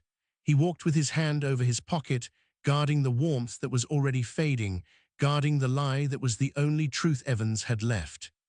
The rain lashed against the high windows as they passed, blurring the light into a grey smear. Somewhere, far away, a bell began to toll, counting the hours, one less than before. The whisper had arrived not in a memo, but on the breath of a junior clerk named Holloway, who had leaned too close in the corridor outside the lavatories, smelling of stale tea and panic. "They're pairing them," Holloway had muttered, eyes darting towards the heavy oak doors of the permanent undersecretary's office. "Allen and Evans, same dawn, same rope. They say it's to clear the backlog before the winds change." Thorne had nodded, offering nothing, because to acknowledge the rumor was to invite the weight of it into the room, and the room was already full enough. But now, sitting at his scarred desk in the windowless transcription chamber, the words looped in his head, twisting the air until it felt thick, difficult to draw into the lungs. He looked at the file on the right. Peter Allen, a grocer from Liverpool. A man who had killed in a fit of jealous rage, or so the court said, though the letters suggested a confusion so profound it bordered on madness. Then he looked at the file on the left. Gwynne Evans, the chauffeur, the one who had just left the chaplain's office with a lie folded against his heart. 2 men, 2 files, 1 morning. Thorne pulled the typewriter closer, the metal feet scraping against the linoleum with a sound like a nail dragged across slate. He placed Allen's handwritten letter on the platen, the paper rougher than Evans's, cheaper stock, the kind sold in corner shops for a halfpenny a sheet. The handwriting was jagged, the loops of the G's and Y's tight and strangled, as if the pen had been pressed so hard it might tear through the page. "My dearest Mary," it began. "Not mother, not God, Mary." Thorne struck the first key. The clack was loud, a singular gunshot in the sterile quiet. He typed the date, 12 August 1959. He paused, his fingers hovering over the keyboard, the ink on his thumb from Evans's letter still damp, a dark smudge that refused to dry. He looked from one sheet to the other. Evans had written of innocence, of a conspiracy, of a world that had turned its back on him. Allen wrote of regret, of a love that had curdled into violence, of a sorrow so heavy it seemed to bow the very fibers of the paper. Different textures of despair. One angry, spitting at the walls of his cell, the other resigned, folding himself into the small box of his fate. Yet both were destined for the same mechanical end, the same calculated drop, the same sudden stop that would turn breath into history. He typed faster, the rhythm establishing itself, a frantic heartbeat of carbon and ribbon. "I hope you are well and that the children are not too troubled by the papers." The sentence stretched out, mundane and heartbreaking, a father worrying about schoolyard taunts while the state prepared to extinguish him. Thorne felt a tightness in his chest, a physical compression, as if the walls of the room were inching inward, driven by the sheer mass of the tragedy sitting on his desk. He wanted to stop. He wanted to stand up, walk out into the grey London afternoon, and lose the files in the crowd of commuters on Whitehall, let them fall into a gutter where the rain could wash the ink away until the words were illegible, until the men were just names on a list that no one could read. But he did not move. His hands obeyed the muscle memory of 10 years, striking the keys with a precision that felt obscene. "Tell them I loved them." The carbon paper curled at the edge, releasing a faint, chemical smell that mixed with the stale tobacco scent of the room. 3 copies. One for Mary, who would receive it 2 days after the burial, the post office rules ensuring her grief arrived late, packaged in an envelope that bore the prison stamp. One for the governor, to be filed in a cabinet that would gather dust, until the next century. One for the archive, the permanent record of a life reduced to 4 pages of dictated sorrow. A buzz started in the fluorescent tube overhead. It was a low, insectile sound, barely audible at first, then rising in pitch until it grated against the nerves. Thorne flinched, his finger slipping and striking the wrong key. A clunk, a misaligned letter, MQRY. He cursed it under his breath, a sharp intake of air through his teeth. He reached for the correction fluid, the white brush trembling slightly in his hand. He painted over the error, the wet chemical smell blooming briefly, masking the scent of the old paper. He waited for it to dry, counting the seconds, listening to the buzz grow louder, more insistent, like a wire pulled too tight. Then, with a sudden, violent pop, the light died. The room plunged into darkness. Not the soft gloom of evening, but an absolute suffocating blackness that swallowed the desk, the files, the typewriter. Thorne sat frozen, his hands still hovering over the keys, the silence rushing in to fill the space where the hum had been. It was total. The only sound was his own breathing, ragged and too loud, and the distant, muffled traffic from the street above, which suddenly seemed miles away, separated by layers of stone and bureaucracy. He waited for the emergency lights to kick in, the red glow that usually bathed the corridor in a bloody haze. Nothing. The building held its breath. For a moment, the fragility of the entire apparatus struck him with the force of a physical blow. The lights, the files, the typewriter, the laws, the war answer, all of it dependent on a current of electricity that could fail as easily as a heart. If the power stayed down, would the execution stop? Would the hangman wait in the dark at Pentonville, unable to see the trapdoor, unable to verify the time? The thought was absurd, dangerous, and it sparked a tiny, forbidden flame of hope in his gut. He sat in the dark, his hand resting on the folded letter of Evans in his breast pocket, feeling the warmth of his own body against the paper. Outside, a siren wailed, a long, mournful sound that drifted through the ventilation grills, reminding him that the city continued, indifferent to the blackout in Whitehall. Then, with a flicker that hurt his eyes, the fluorescent tube sputtered back to life. The light returned, sickly and yellow, casting no shadows, rendering the room timeless and sterile once more. The hum resumed, lower now, a throbbing ache in the background. Thorne blinked, his eyes watering as the moment passed. The system rebooted, and the machine began running again. He looked down at the typewriter where the page remained, the white correction fluid drying into a matte scar over the mistake, MQRY. He would have to retype the whole page because protocol demanded perfection, for a stained record was a compromised record.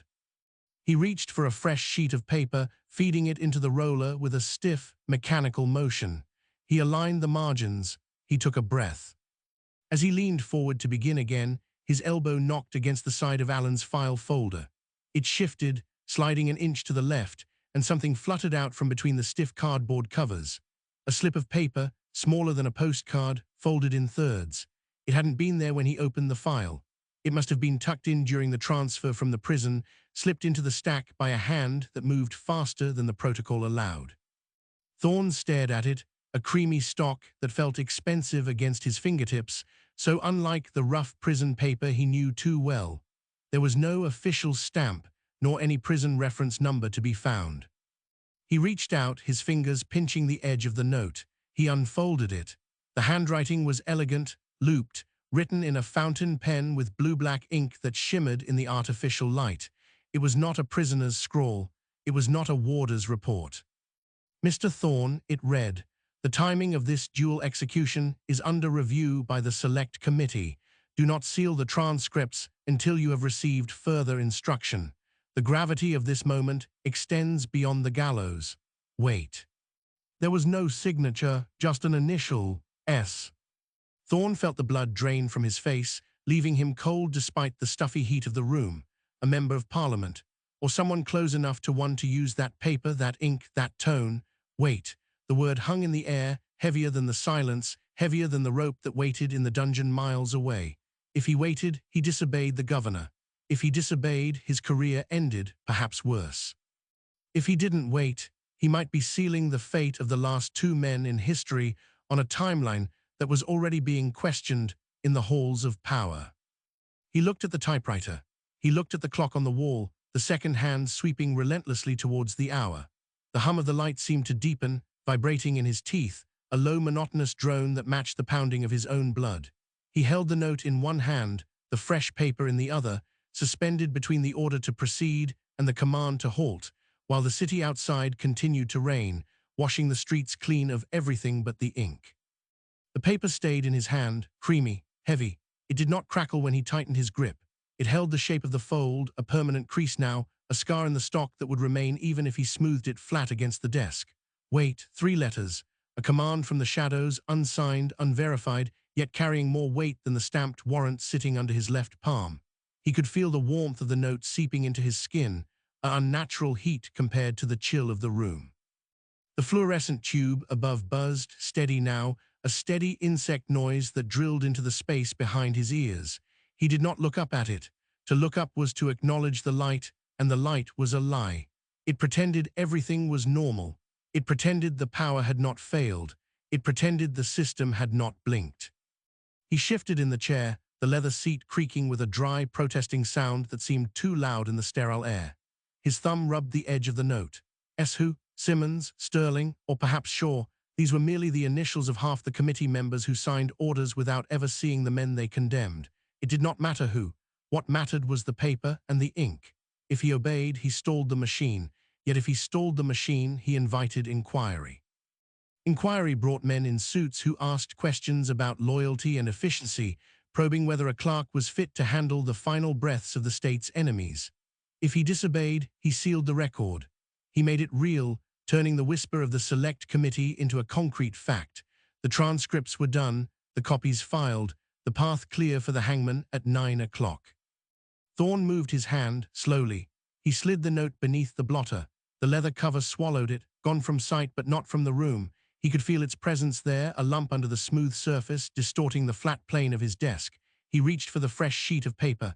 His fingers trembled just once, a spasm in the tendon that ran from his wrist to his elbow. He steadied them against the edge of the typewriter. The metal was cold. He fed the page into the roller. The platen turned with a gritty resistance, rubber hardening with age. He aligned the margin. The blue lines on the paper matched the guide on the carriage. Perfect. He placed his fingers on the keys. They felt like small black tombstones. He pressed down. The K struck the ribbon. The type bar clashed against the platen. The sound was sharp, definitive. It echoed off the filing cabinets, bounced back from the walls, multiplied until the room seemed full of invisible typists striking the same key in unison. He struck E, then Y key. The word formed, key witness. Evans had written it. I am the key witness. A lie, perhaps. Or a truth that no longer mattered. Thorne typed the letters. His rhythm returned, mechanical, steady, clack, clack, clack. The sound filled the silence left by the power cut. It drowned out the traffic outside. It drowned out the siren. It drowned out the thought of the note under the blotter. He did not stop, for to stop was to think, and to think was to hesitate. Hesitation was a luxury the dead could not afford. Typing through the error he had corrected earlier, he typed over the space where the white fluid masked the mistake. MQRY. He did not look at it, yet he knew it was there. A flaw in the record, a tiny imperfection in a document meant to certify death. It would stay. Future historians would see it and wonder why the clerk had stumbled on that word. They would not know about the light dying or the note. They would only see the ink. The ribbon began to fade, the black turning to gray as he reached for the spool, his fingers slick with sweat. He rewound it until the mechanism clicked, a small, precise sound, then threaded the fresh section through the guide. The ink smell rose up, sharp and chemical, mixing with the scent of the correction fluid to evoke industry and production. He was producing death, one page at a time, one letter at a time. He thought of Alan in the cell, wondering if he was sleeping or pacing the 3 steps aloud, the gravel crunching under his shoes while he waited for the warder to bring the breakfast he would not eat. Thorne did not know, nor was he allowed to know. He only knew the words Alan had written. Tell my mother I was brave. It was a simple sentence, easy to type yet hard to believe. He typed it, tell my mother I was brave. The keys stuck slightly on the V, so he pressed harder until the letter imprinted deeply, embossing the page beneath. There were 3 copies, one for the family, one for the governor, and one for the archive. Which one would the mother receive? Would it be the one with the deep impression, the one that felt like a wound? He did not choose. The machine chose, distributing the truth equally.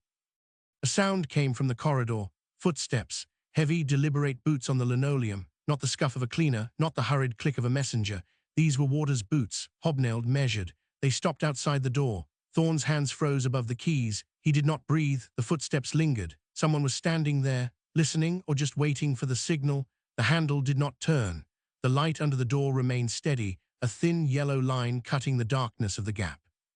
Then the footsteps moved away, fading, down the hall, towards the lift, towards the exit, towards the street where the Black Maria would be waiting. Thorne exhaled, a long, shuddering breath that rattled in his chest. He looked at the page. It was full. The bottom margin approached, 2 lines left. He could finish it. He could seal it. He could slide it into the tray and walk away, or he could leave it. He could leave the page half done, the sentence unfinished, the record incomplete, an act of sabotage, small, invisible, but effective. Without the transcript, the warrant was flawed. The execution could not proceed, not legally. He looked at the blotter, where the lump under the leather seemed to pulse. Wait. The word echoed in his head, not in the voice of the writer, but in his own. Wait. If he waited, he might save them, yet if he waited, he might lose himself. The career, the pension, the quiet room. There was the safety of being the man who wrote it down, not the man who decided. He was a clerk, not a judge, nor a jury, but simply the hand that held the pen. He reached for the carriage return. He pulled it. The bell rang, a sharp, clear note that cut through the haze. He moved the paper up, 1 line left. He typed the final full stop. The ink was dark, the ribbon was fresh. The page was complete. He pulled it from the roller. The paper tore slightly at the perforation, a jagged edge. He did not correct it. He placed the page on the pile, the top sheet, the final record. He smoothed it down. His palm rested on the words, brave. He could feel the texture of the ink, wet still, smudging slightly against his skin. He lifted his hand, a black mark on his thumb, a stain. He rubbed it with his thumb, but it did not come off. It settled into the whorls of his fingerprint, permanent. The phone on the desk rang, a harsh, mechanical jangle that made him jump. It was the internal line, direct from the governor's office. He stared at it until the bell rang again, insistent and demanding. He picked up the receiver but did not speak, waiting instead for the voice on the other end to begin the count. The voice on the line was dry, stripped of inflection, like paper rubbing against paper. Leave the file on the tray, do not seal it, wait for the runner. The click at the other end arrived before Thorne could lower the receiver. He placed it back in the cradle. The plastic felt warm. He stood. The chair scraped against the linoleum, a harsh protest against the quietude of the room. His thumb throbbed where the ink had settled into the whorl of his fingerprint, a dark stain that no amount of rubbing would shift before the next wash. He looked at it, a permanent mark, a signature without consent. He tucked the hand into his pocket, hiding the evidence, and opened the door. The corridor outside breathed differently to the transcription room. Here, the air moved. It carried the scent of stale tobacco from the senior clerk's lounge, mixing with the sharp, acidic tang of the copying fluid used on the floor below. Fluorescent tubes flickered overhead, casting a sickly pallor on the cream paint, which peeled in long, sunburnt strips near the ceiling. Thorne walked. His shoes made no sound on the polished floor, but he felt the vibration of the building around him, the distant rattle of pneumatic tubes firing messages to Whitehall, the muffled ring of telephones that never seemed to stop. He needed air, or perhaps he needed to be seen moving, to justify the pause in his work. The runner would not arrive for 10 minutes. He had time to drift. Near the junction leading to the registry, 2 men stood by the water cooler. They were senior men, suits of heavy grey wool that swallowed their shoulders, ties pinned tight against the collar. Sterling and Grave. Thorne knew them by the cut of their jackets and the way they held their cigarettes, unlit but rolled between fingers like talismans. They did not see him immediately. He slowed his pace, feigning interest in a notice board pinned with memos about holiday rota and pension adjustments. "It's the Select Committee," Sterling said. His voice was low, a gravelly rumble that did not carry far, but the corridor acted as a funnel. "They're asking for the transcripts early, before the dawn." "Procedure says after," Grave replied. He tapped his cigarette against the palm of his hand, a nervous tick. "If the record isn't sealed, the warrant is vulnerable. You know the law." "The law is shifting, man. Can't you feel it?" Sterling turned. his shadow stretching across the floorboards. Public sentiment isn't what it was in '56. The papers are sniffing around. If we hand over the raw letters before the drop, it looks likier hesitation. It looks like due process. It looks like weakness. Sterling dropped his voice further, forcing Thorne to lean in slightly, a physical betrayal of his eavesdropping. Allen and Evans, the last pair. If the committee halts the bill, we hang them. If they pass it, we hang them anyway because the date is set. But the paperwork needs to be clean. No tremors, no doubts. Thorne's stomach tightened. The ink on his thumb seemed to pulse, a rhythmic ache matching the flicker of the light above. Clean. They wanted the record sanitized. They wanted the fear scrubbed from the page so the history books would read a smooth narrative of justice served, not men trembling in the dark. He stepped back, his heel clicked on the floor. Sterling turned sharply, the cigarette vanished into a pocket. Thorne. Sir. Thorne nodded. He kept his stained hand in his pocket, waiting for the runner. Get back to your desk. Grav moved closer, the smell of old smoke and peppermint candies clinging to his breath. The transcription needs to be flawless. No delays. We have enough scrutiny without you pausing to admire the wallpaper. I was just a... Save it, Sterling waved a hand, dismissing the explanation before it could form. The tide is turning, Elias. You can hear it in the lobby. But in this building, the tide stops at the door. We do not drown. Do you understand? Thorne understood. He understood that the whispers of abolition were real, that the parliamentarians were debating the morality of the rope in rooms warmer than this. But here, in the belly of the Home Office, the machinery continued to grind. The debate was a luxury for the living. The condemned had only the transcript. Yes, sir. Go. Thorne turned. He walked back towards his room, the corridor seeming longer than before, the perspective warped by the weight of the conversation. The peeling paint looked less like sunburn and more like shedding skin. The building was molting, changing, but the core remained rotten. He reached his door, he paused. Inside, the typewriter sat on the scarred oak desk, the page still inserted, the final full stop dark and wet. Tell my mother I was brave. The words waited. They demanded completion. But now he saw them differently. They were not just a record. They were a buffer. A layer of bureaucracy placed between the state and the act of killing, allowing men like Sterling and Grav to sleep at night because the paperwork was in order. Thorne entered the room. He closed the door. The silence rushed back in, heavier than before, pressing against his ears. He sat down. He looked at his hands. He pulled the stained thumb from his pocket and examined it under the yellow light. The ink had dried. It was part of him now. He placed his fingers on the keys. They felt cold. Outside, a lorry passed on the street above, the vibration rattling the filing cabinets, shaking the dust from the tops of the piles. Somewhere in the distance, a siren wailed, rising and falling, a sound of urgency that belonged to the living city. Here, time moved in increments of ink and paper. He thought of the protesters he had seen on the newsreel last week, faces blurred by the grain of the film, shouting behind barricades. They wanted the rope cut. They wanted the gallows dismantled.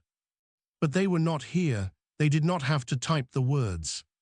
He pressed a key. The letter T struck the ribbon. The sound was loud, too loud. It echoed off the walls. He waited for someone to come in to tell him to stop, to tell him that the order had changed. No one came. The building held its breath. He typed another letter, H. His mind drifted. He saw the faces of the crowd again, the signs, abolish the gallows. He wondered if any of them knew Peter Allen's mother. He wondered if they knew that her son's last words were being typed out by a man with ink on his thumb who wanted to stop but could not. The typewriter carriage waited for him to pull it back. It hung there, suspended, ready for the next line. He did not pull it. He let the machine sit. The silence stretched, thin and brittle. For a minute nothing happened. The dust motes danced in the beam of light from the corridor slit, swirling in patterns that made no sense. He watched them. He counted them. He let the seconds tick by, one after another, stealing time from the schedule, stealing it from the governor, stealing it from the inevitable dawn. It was a small thing, a minute, maybe two, but it was his. The phone rang again, sharp, insistent, cutting through the dust. Thorne stared at the receiver. He did not move. The bell cut through the dust, a jagged, mechanical shriek that demanded an answer the room could not give. Thorne watched the black bakelite shake on its cradle. The receiver bounced, a frantic nodding head, while the cord twisted tighter with each vibration.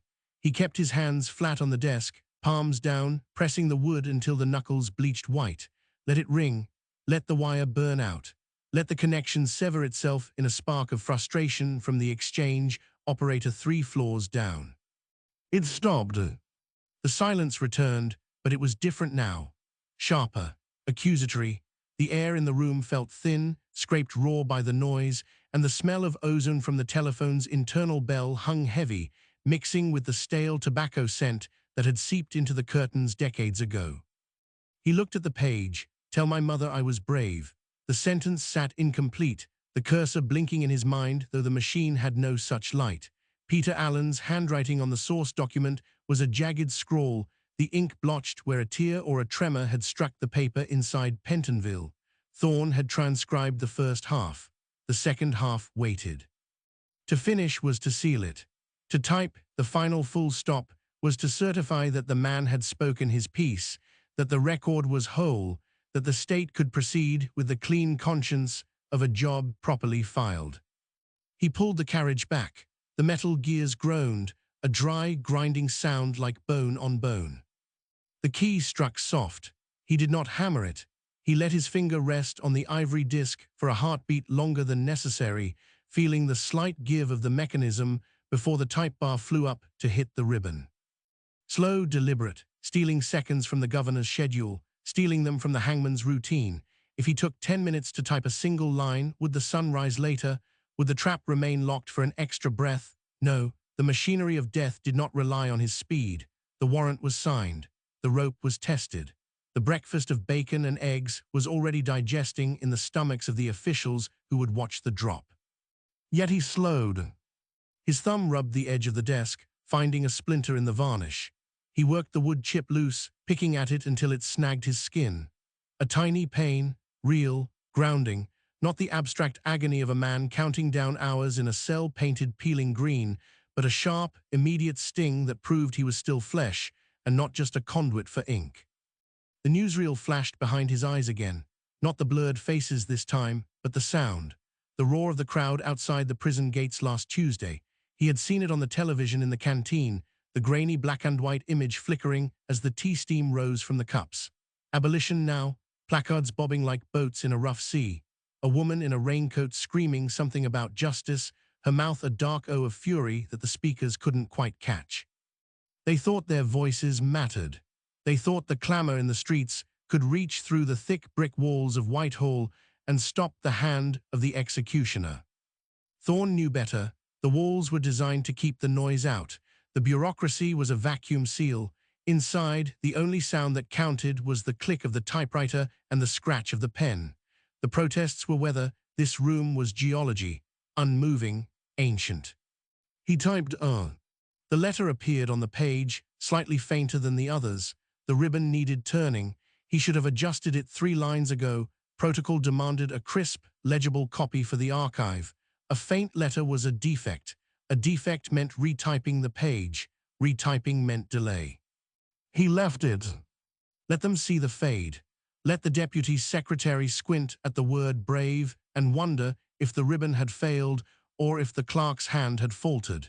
Let him question the integrity of the machine. A footstep sounded in the corridor outside, heavy, deliberate, not the scuff of a messenger boy or the hurried click of a stenographer. This was the tread of a man who owned the floorboards. Thorne's breath hitched. He did not look up. He kept his eyes on the keyboard, on the row of keys that felt suddenly alien, like stones gathered from a riverbed. The door handle turned, slowly. The brass clicked as the latch retracted. Grave stepped inside. He did not close the door behind him. He stood in the threshold, filling the space, his shadow stretching across the linoleum to touch the leg of Thorne's chair. The smell of peppermint was stronger now, cloying, masking the underlying odor of sweat that seemed to cling to the senior clerk regardless of the season. Playing the tortoise, Elias.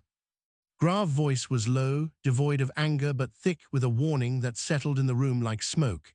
He walked forward, his shoes making no sound on the rug, and stopped beside the desk. He looked down at the page, at the faint R at the empty space where the rest of the sentence should have been. "The schedule is not a suggestion," Graves said. He picked up the source document, the paper crinkling in his grip. "Alan's time is allocated. Every minute you spend admiring the ribbon is a minute stolen from the procedure, and we both know what happens when procedure slips." Thorne swallowed. His throat felt dry, lined with sand. "The ribbon is worn, sir. I was assessing the legibility." "Assess faster." Graves dropped the paper back onto the desk. It slid across the wood, stopping inches from Thorne's hand. "The Deputy Secretary is concerned. There are eyes on this file, eyes in Parliament, eyes in the press. They are looking for a reason to say we are hesitant. Do not give them one." He leaned in. His face was close enough for Thorne to see the broken capillary in the corner of his left eye, a tiny red starburst against the pale skin. "You are not a philosopher, Thorne. You are a clerk. Your job is to transfer the words from that paper to this one without error and without delay. The morality of the outcome is not your department. It never has been." Graves straightened. He adjusted his cuff, the gold link flashing in the yellow light. "Finish the line, then bring it to my office. Immediately. Do not stop for tea. Do not stop to turn the ribbon if it fades again. Just finish it." He turned to leave, then paused at the door. He did not look back. "And Elias, if the timestamp on that document shows any gap larger than the standard typing speed, I will assume you are incompetent. And incompetence in this office is treated with the same severity as insubordination. We cannot have weak links. Not now, not when the end is so close." The door clicked shut. Thorne sat alone. The air felt pressurized, pushing against his eardrums. He looked at the typewriter. The faint R stared back at him, a flaw he had deliberately created, now a mark of his defiance that had been instantly neutralized. Graves knew, of course he knew. They saw everything. The slowing of the hands, the hesitation, the tiny rebellions of a man trying to reclaim a sliver of agency in a room designed to strip it away. He placed his fingers on the keys again. They felt heavier now, weighted with lead. He struck it hard, too hard. The letter bloated on the page, a dark, ugly scar against the white paper. Another blow, the machine shuddered. He was not slowing them down. He was only ruining the record. He was making the transcript messy, flawed, something that would need to be explained, queried, noted. He was drawing attention to the very thing he wanted to hide, his own doubt. The phone rang again. This time he moved. His hand shot out, grabbing the receiver before the second bell could finish its cycle. He pressed it to his ear, the plastic cold against his skin. "Transcription room," he said. His voice sounded hollow, distant. "Thorne," it was Graves, already back at his desk, already waiting. "Bring the file now." The line went dead. Thorne replaced the receiver. He pulled the page from the roller. The carbon copies beneath it were smeared where his hand had rested too long. He looked at the sentence. "Tell my mother I was brave." It looked like a lie. It looked like a command he could not obey. He stacked the papers. He aligned the edges with a trembling thumb. Then he stood up, the chair scraping loudly against the floor, and walked towards the door, towards the corridor, towards the man who owned the time. He opened the door. The hallway stretched out, grey and endless, the light at the far end dimming as a cloud passed over the London sky. He began to walk. The corridor air tasted of floor wax and old tobacco, a grit that coated the back of the throat. Thorne walked. His shoes made a soft, rhythmic click against the linoleum, a sound that seemed too loud in the narrow space, announcing his approach to the very office he wished to avoid. He held the file against his chest, the cardboard warm from his own body heat, shielding it as if the papers inside were fragile glass rather than bureaucratic record.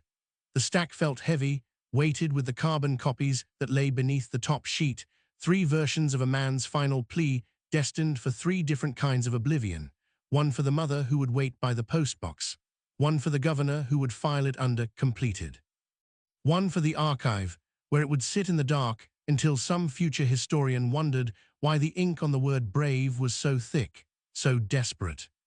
Thorne passed the water cooler. The glass bottle gurgled, a wet, choking sound that made him flinch. He did not look at it. He kept his eyes fixed on the door at the end of the hall, the frosted panel marked Deputy Secretary, behind which Grave waited like a spider in a grey web. Voices drifted from a side office, the door ajar just enough to let the sound escape, but not the light. Two senior clerks, men Thorne knew only by the backs of their heads and the color of their tie pins, stood near a window that looked out onto the courtyard. They were not discussing the weather or the cricket scores. Their voices were low, hushed, carrying the specific timbre of men discussing something dangerous in a place where walls had ears. "Heard the committee is pushing again," one said, the voice thin and reedy, "asking for a stay on the grounds of the new evidence regarding the alibi, even if it's thin."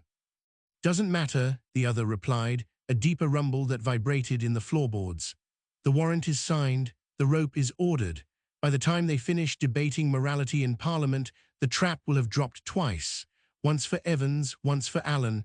The machine doesn't stop for whispers, Arthur, you know that. But the public.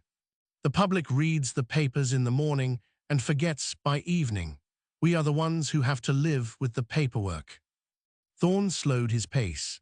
He wanted to stop, to press his ear closer, to hear if they mentioned the date, the hour, the specific mechanics of the end. He wanted to know if the whispers of abolition were loud enough to penetrate the concrete of Whitehall, or if they were just another form of noise, like the traffic outside, irrelevant to the business of killing. But he did not stop. To stop would be to invite question.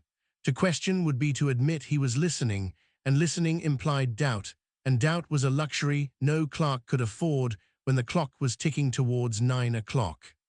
He walked faster.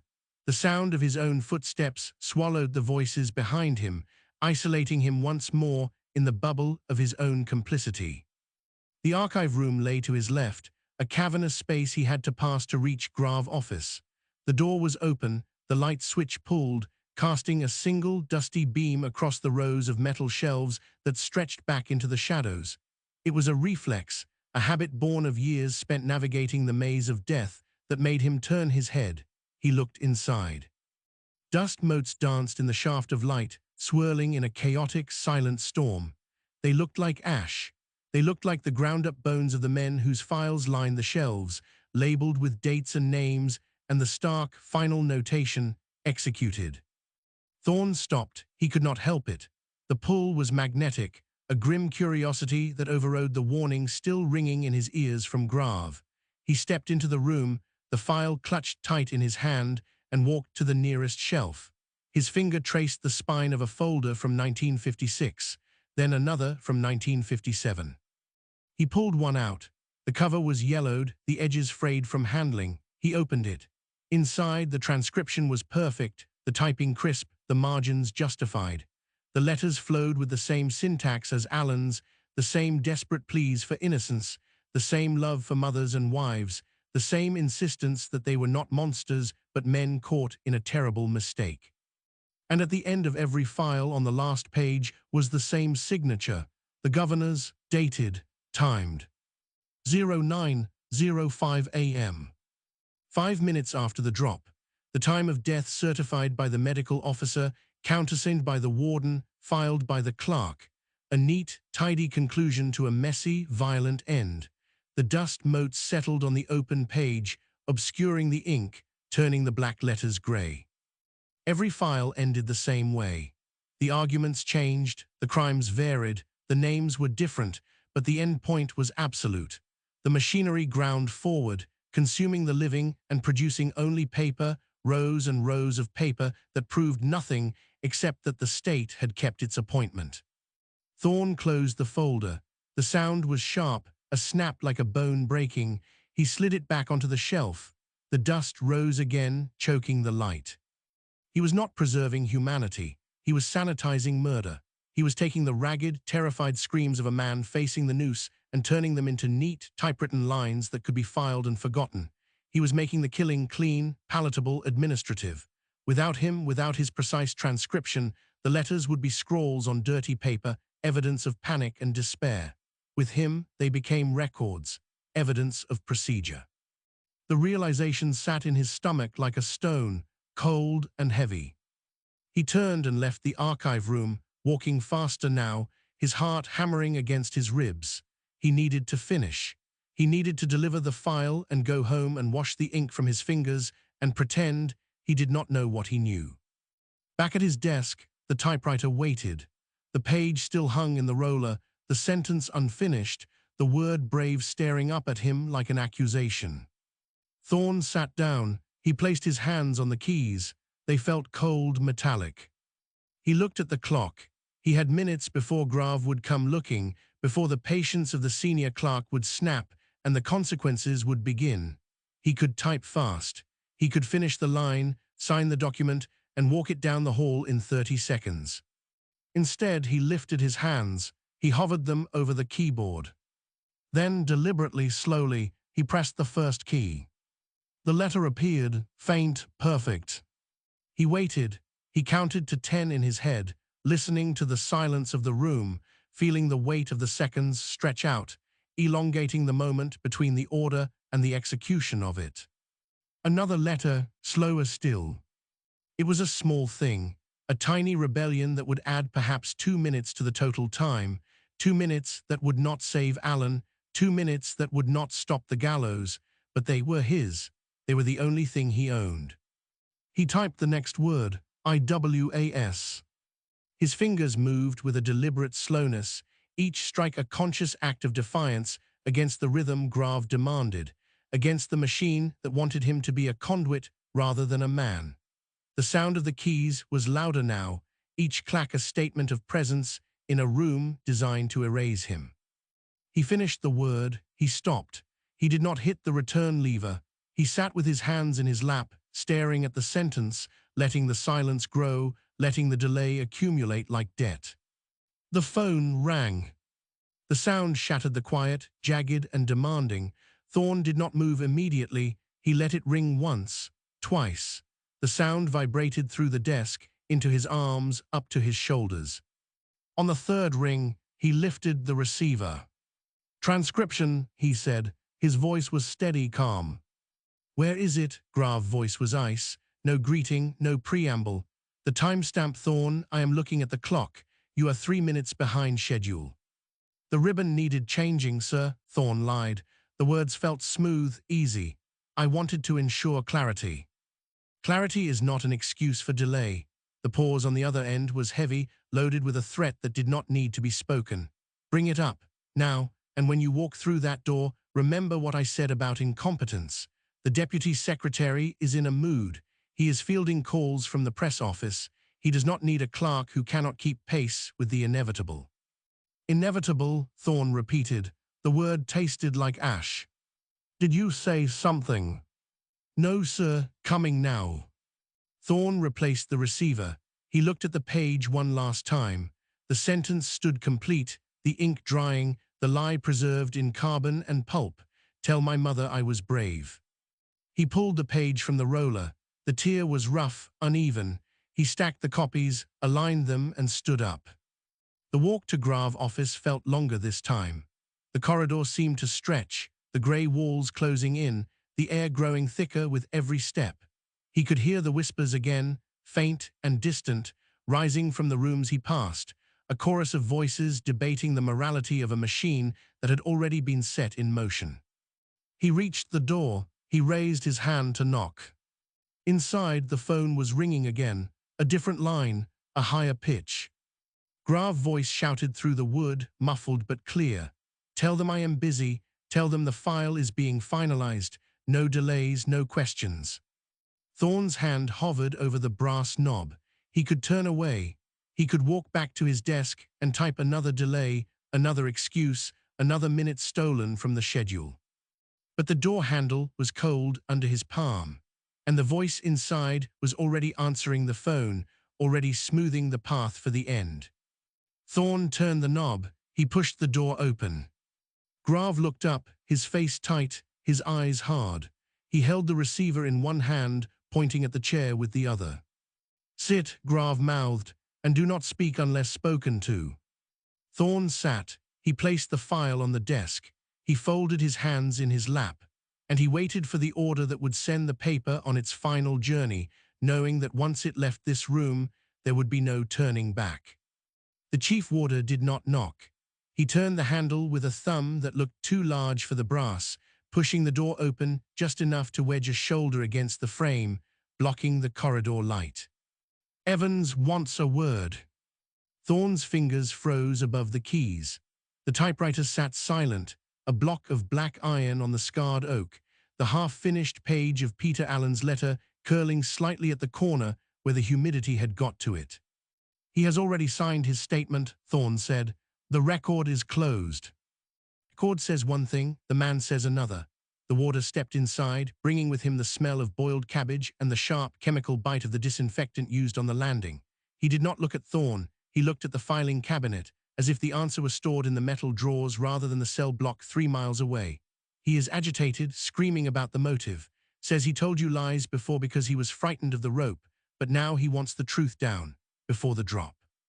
Thorne pulled his hands back from the machine, resting them on his knees. The fabric of his trousers felt rough, damp with the sweat of the room. "Protocol dictates written verification. You know the rule. Ink holds authority. Breath is wind. Protocol also says we don't have a riot on our hands 6 hours before dawn." The warder finally looked at him, his eyes flat, devoid of pity or anger, just a tired assessment of a logistical problem. "He says if you don't amend the section on the van hijacking, he will scream until the governor comes down here himself.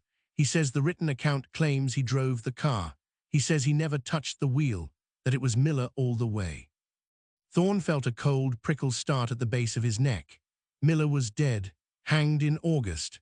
To shift the blame now, to alter the narrative of the A6 crime when the trial was settled and the appeals exhausted, was not just irregular, it was an invitation for the press to tear the Home Office apart.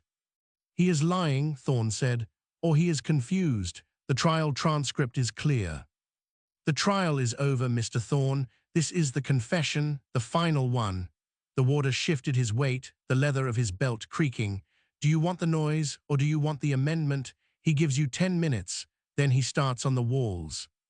The door clicked shut, the latch engaged with a sound like a bone snapping.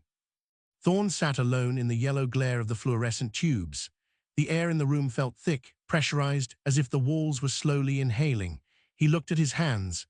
They were pale, the knuckles white where he had clenched them. On the side of his right index finger, just below the nail, a dark blue stain marred the skin. Ink, from 3 weeks ago, from Evans's first letter.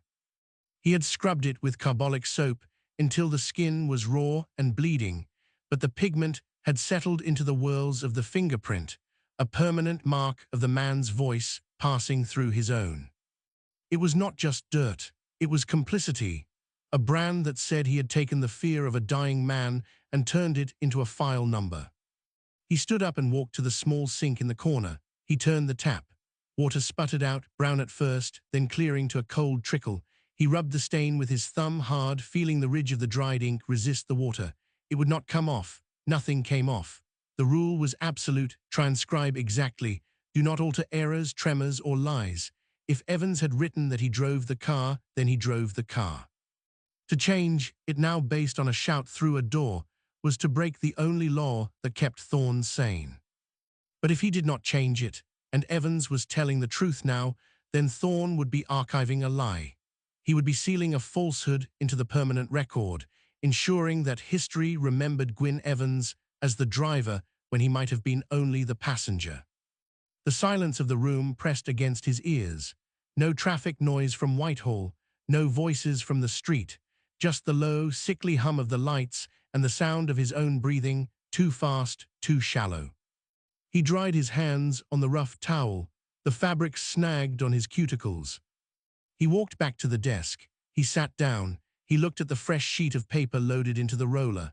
Carbon paper sandwiched beneath it, slick and dark, ready to make 3 copies of whatever he chose to type. One for the family, one for the governor, one for the archive. Which version of the truth would survive, the written lie or the spoken plea? Ink held authority, but ink could be footnoted. His hands trembled as he reached for the keys. He did not type the main body of the letter. He did not touch the previous pages. He moved the carriage to the far right, down to the bottom margin, into the white space where no prisoner ever wrote. Addendum appended at 23:45 hours, per verbal instruction conveyed by Chief Warder H. Davies, he typed. The keys clacked loudly, each strike a gunshot in the quiet room. Subject states previous assertion regarding operation of vehicle was fabricated under duress. Subject claims P. Allen was sole driver throughout journey from Crewe to Bedfordshire. Subject insists this correction be noted prior to execution. He stopped, his fingers hovered. This was insubordination. This was a breach of the strict hierarchy where paper ruled breath. Grave would see it. The deputy secretary would see it. It would be a red mark on his file, perhaps the end of his career, a dismissal for contaminating the official record with unverified hearsay. He thought of the stain on his finger. He thought of Evans screaming in the green-painted corridor, terrified of dying for a crime of driving he did not commit. Thorne pressed the keys again, transcribed by E. Thorne, Clerk Grade 4. He hit the return lever.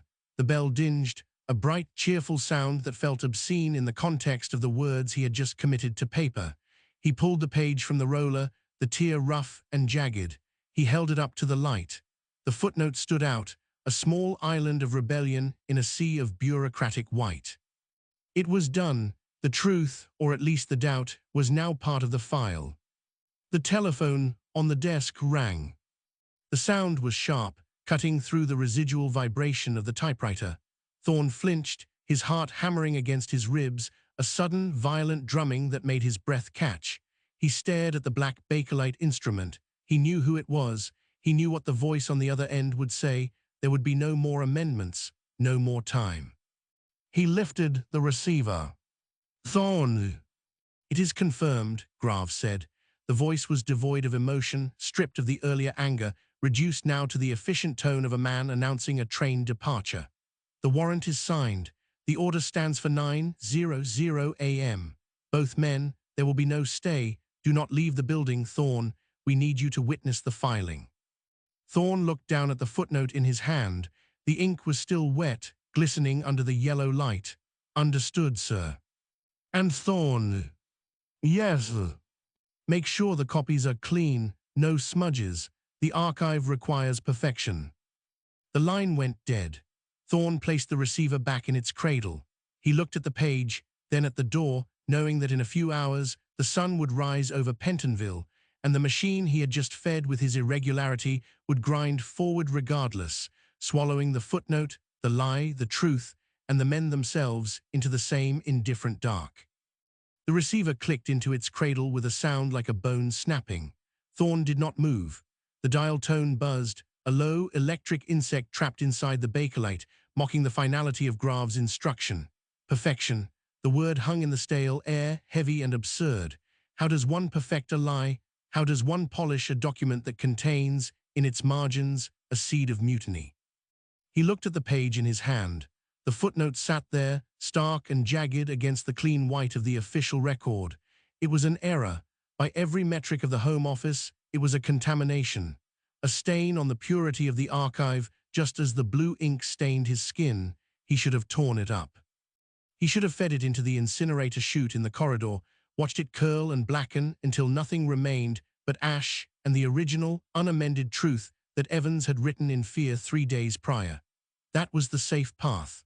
That was the path of Clerk Grade 4, a man who survived by becoming invisible, by letting the ink dry on other men's sins without leaving a fingerprint of his own. But the stain on his finger itched. A phantom crawled beneath the dermis, deep where the soap could not reach. Thorne laid the page flat on the desk. He smoothed the wrinkled corner with his thumb, the pad of his finger catching on the rough texture of the cheap bond paper. He reached for the carbon pack, 3 sheets, top copy for the governor at Pentonville, to be read by the chaplain before the drop. Second copy for the family, to arrive 48 hours after the body was already cold and buried in quicklime. Third copy for the permanent archive, to sit in a box in Whitehall until some historian 50 years hence tried to make sense of why 2 men died for a crime where the driver remained a matter of disputed record. He aligned the pages. The carbon paper slipped, slick and waxy under his palm, smelling of chemicals and old grease. He fed the pack into the roller. The mechanism groaned, metal grinding against metal, a protest against the late hour. He adjusted the margin stops. His hands were steady now. The tremor had vanished, replaced by a cold, hard clarity that felt dangerously like calm. If he typed the footnote onto the master copy, it would propagate. The error would be triplicated. It would exist in 3 places at once, a triptych of doubt. If he left it off, the lie stood alone, unchallenged, perfect. Make sure the copies are clean. Grav wanted a mirror. Thorne would give him a cracked one. He began to type. The keys struck the ribbon with a violence that jarred his wrists. Clack, clack, clack. The sound was louder than before, aggressive, filling the sterile room with a rhythm that matched the ticking of the clock on the wall. Each letter was a small act of sabotage. He was not just transcribing, he was injecting a virus into the bloodstream of the state. The bureaucracy would swallow it whole. They would file it, stamp it, and seal it, never noticing that the foundation of the document had been undermined by the very clerk tasked with preserving its integrity. Subject states previous assertion. The words marched across the page, black on white, permanent. Once the ink hit the fiber, it could not be taken back. No carbolic soap could scrub this away. This was not a stain on skin, this was a mark on history.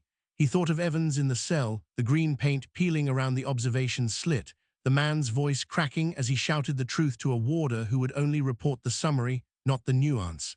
Evans thought this mattered. He thought the distinction between driver and passenger would weigh differently on the scales of God, even if the law held them both equally guilty of the murder. Perhaps it did. Perhaps the soul cared about the steering wheel, even if the judge did not.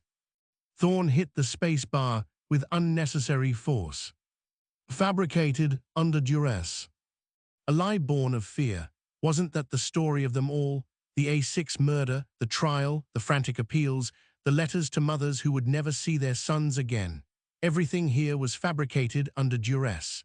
The entire process was a machine designed to compress human panic into neat, typewritten lines, and he was the mechanic who kept the gears oiled, until now. He finished the sentence. He signed his name, E. Thorne. The letters looked small, insignificant against the weight of the statement. He was a grade 4 clerk, a ghost in the machine. By morning, he might be nothing at all. Grav would see the deviation. The deputy secretary would flag the irregularity. There would be an inquiry. Questions asked in hushed tones behind closed doors. Why did you include unverified oral testimony? Who authorized this addendum? He would have no answer that satisfied them. He could not say because I could not sleep. He could not say because the stain would not wash off. He would be dismissed, possibly worse. In a time of national scrutiny over capital punishment, a clerk who tampered with the record of a high-profile double execution was not just incompetent, he was a threat to the narrative of justice. The typewriter carriage slammed to the right. The bell dinged again, that cheerful, obscene sound. Thorne exhaled. He had not realized he was holding his breath until his lungs burned. He pulled the lever to eject the page. The paper slid out, warm from the friction of the rollers. He held it up. The carbon copy beneath was slightly fainter, the purple ink bleeding into the fibers, but the words were legible. The doubt was preserved. It was small, tucked away at the bottom, easily missed if one were not looking for it, but there it was, a crack in the facade. He separated the sheets. The top copy he placed in the out tray for the governor. The second he slid into the envelope for the family. The third, the archive copy, he set aside. He looked at his hand. The blue stain on his index finger seemed darker in the yellow light, almost black. It looked like a bruise, a mark of violence. Outside, the city slept. London lay under its blanket of coal smoke and damp, unaware that 2 men were scheduled to die before its tea was brewed. The traffic on Whitehall had ceased. The lorries had gone home. Even the rats in the walls seemed to have settled. There was only the hum of the lights, that sickly, eternal buzz that made the shadows dance at the edge of vision. Thorne capped his pen. He stacked the files. He aligned the edges perfectly, tapping the stack on the desk until the corners matched. Perfection. He had given Grav his perfection, wrapped around a core of treason. It was a small thing, a footnote. It would not stop the rope. It would not open the cell door. Evans and Allen would still walk the 15 paces at 9 o'clock. The trap would still drop. the necks would still break, the state would claim its due. But the record would bear the scar. He stood up, his knees clicked, the joints stiff from hours of sitting. He walked to the door and switched off the light. The room plunged into grey gloom, illuminated only by the spill from the corridor lamp. He picked up the files and stepped out into the hall. The air here was colder, carrying the scent of floor wax and distant tobacco. He began to walk towards the chief warder's office to deliver the governor's copy. His footsteps echoed on the linoleum, a solitary rhythm in the empty building. Click, click, click. Each step took him closer to the morning, closer to the end. He clutched the files to his chest, protecting them, protecting the secret they held. He wondered if Grave would notice immediately, or if the error would sit in the file for decades, waiting for eyes that cared about the difference between a driver and a passenger. At the end of the corridor, a door opened. Light spilled out, cutting a yellow wedge across the dark floor. A voice called out, sharp and impatient. "Thorne, is that you?" It was Grave. He was waiting. Of course he was waiting. The machine did not sleep, it only paused for fuel. Thorne stopped. He adjusted his grip on the files, feeling the rough edge of the paper cut into his palm. He took a breath, tasting the dust and the fear, and walked into the light. "Here, sir," he said. His voice sounded flat, deadened by the long corridor. "The transcripts are complete." Grave stepped forward, his face pale and drawn in the overhead glare. He reached out a hand, palm up, demanding the papers. "Give them over. The chaplain is waiting. We have no time for delays." Thorne handed over the stack. He watched Grave's eyes scan the top page, moving quickly over the formal header, the date, the prisoner's name. The eyes paused, just for a fraction of a second. A flicker of confusion. The gaze dropped to the bottom of the page, to the footnote. Grave froze. His thumb hovered over the words "fabricated under duress." The silence stretched, thin and tight as a wire. Then slowly the chief warder looked up. His expression was not angry, it was something worse. It was pity, pity mixed with a cold, professional disgust. "What is this, Thorne?" Grave asked, his voice quiet, too quiet. "What have you done?" Thorne met his gaze. He thought of the stain on his finger. He thought of the rain outside, washing nothing clean. "I transcribed the truth, sir," Thorne said, "as best I could." Grave stared at him for a long moment. Then he turned away, clutching the files as if they were contaminated. "Go to the transit room," he said, not looking back. "Wait there. Do not speak to anyone. Do not leave until I come for you." Thorne nodded, though Grave could not see it. He turned and walked back into the shadows of the corridor, leaving the light and the files and the man who would now have to decide whether to bury the footnote or let it stand. The walk to the transit room was short, but it felt like miles. He pushed open the door and stepped inside. The room was small, windowless, smelling of petrol and wet rubber. A single bench ran along the wall. He sat down. He folded his hands in his lap, hiding the stained finger from view. He waited. The clock on the wall ticked. Tick, tick, tick, counting down the minutes to 9, counting down the life of the man who had shouted through the door, counting down the career of the clerk who had listened. The door opened again. It was not Grave. It was a uniformed officer holding a set of keys. "Time to go," the officer said. "The van is ready." Thorne stood up. He followed the officer out into the night, towards the black Marrier that would carry the papers, and the men, and the lies, and the truth, all the way to the gallows. The carbon paper smelled of wet wax and old grease, a chemical stench that coated the back of the throat. Thorne pressed the key.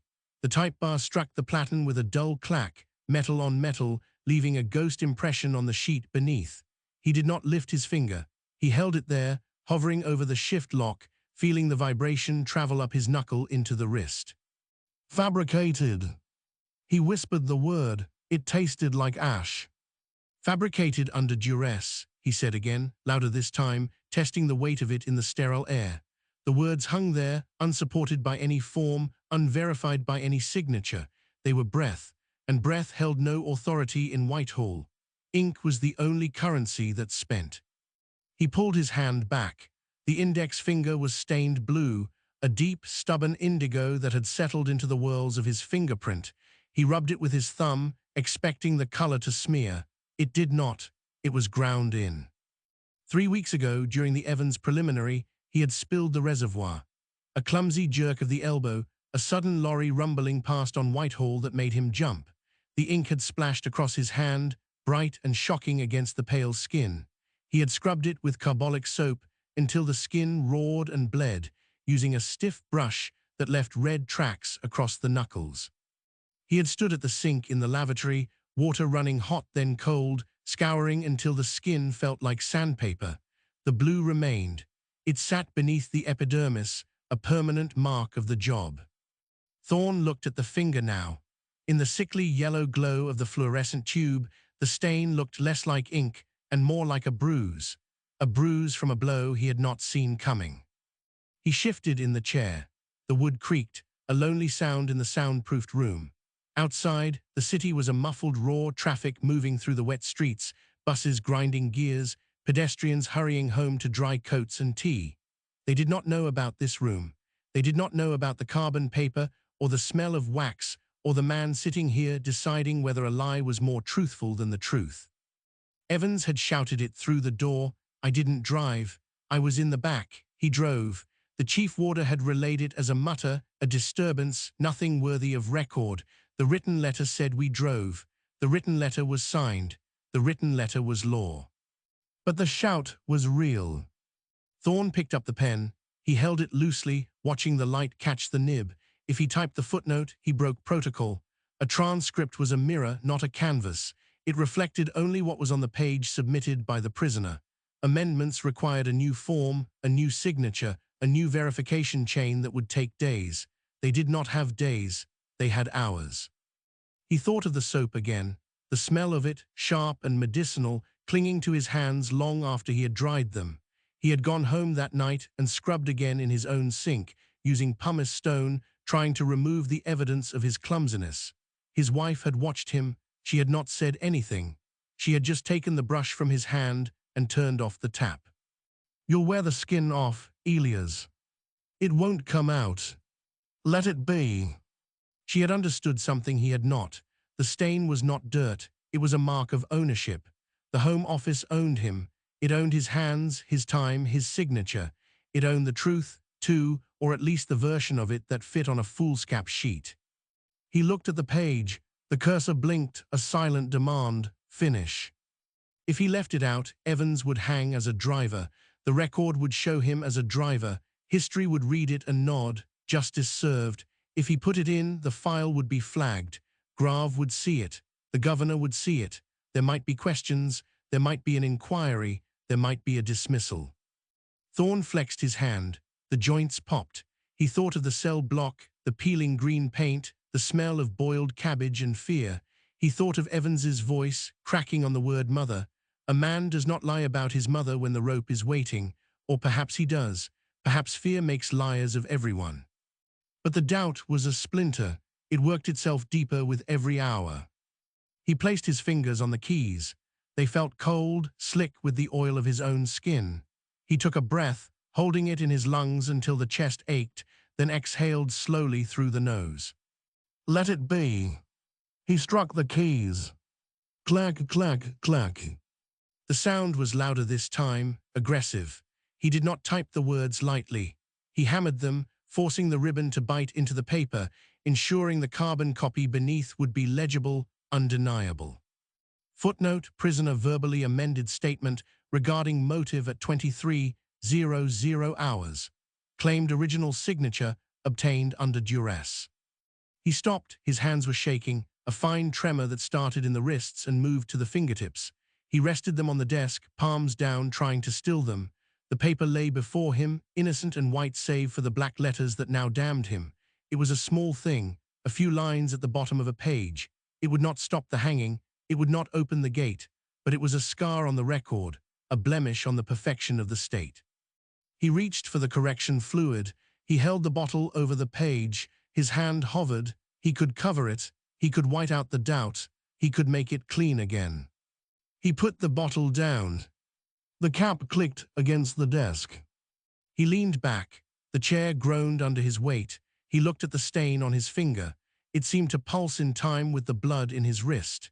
He wondered if it would ever fade. He wondered if he would retire with that blue mark still embedded in the skin, a permanent reminder of the night he chose the shout over the signature. The room felt smaller. The walls had closed in, the acoustic tiles pressing down on the crown of his head. The air was thick, difficult to draw into the lungs. He needed to move. He needed to deliver the file. He needed to hand over the burden and let Grave decide what to do with it. He stood up. The movement was stiff, mechanical. He gathered the papers, aligning the edges with a precise tap on the desk surface. Thwack, thwack, perfect corners, perfect order, inside chaos. He walked to the door.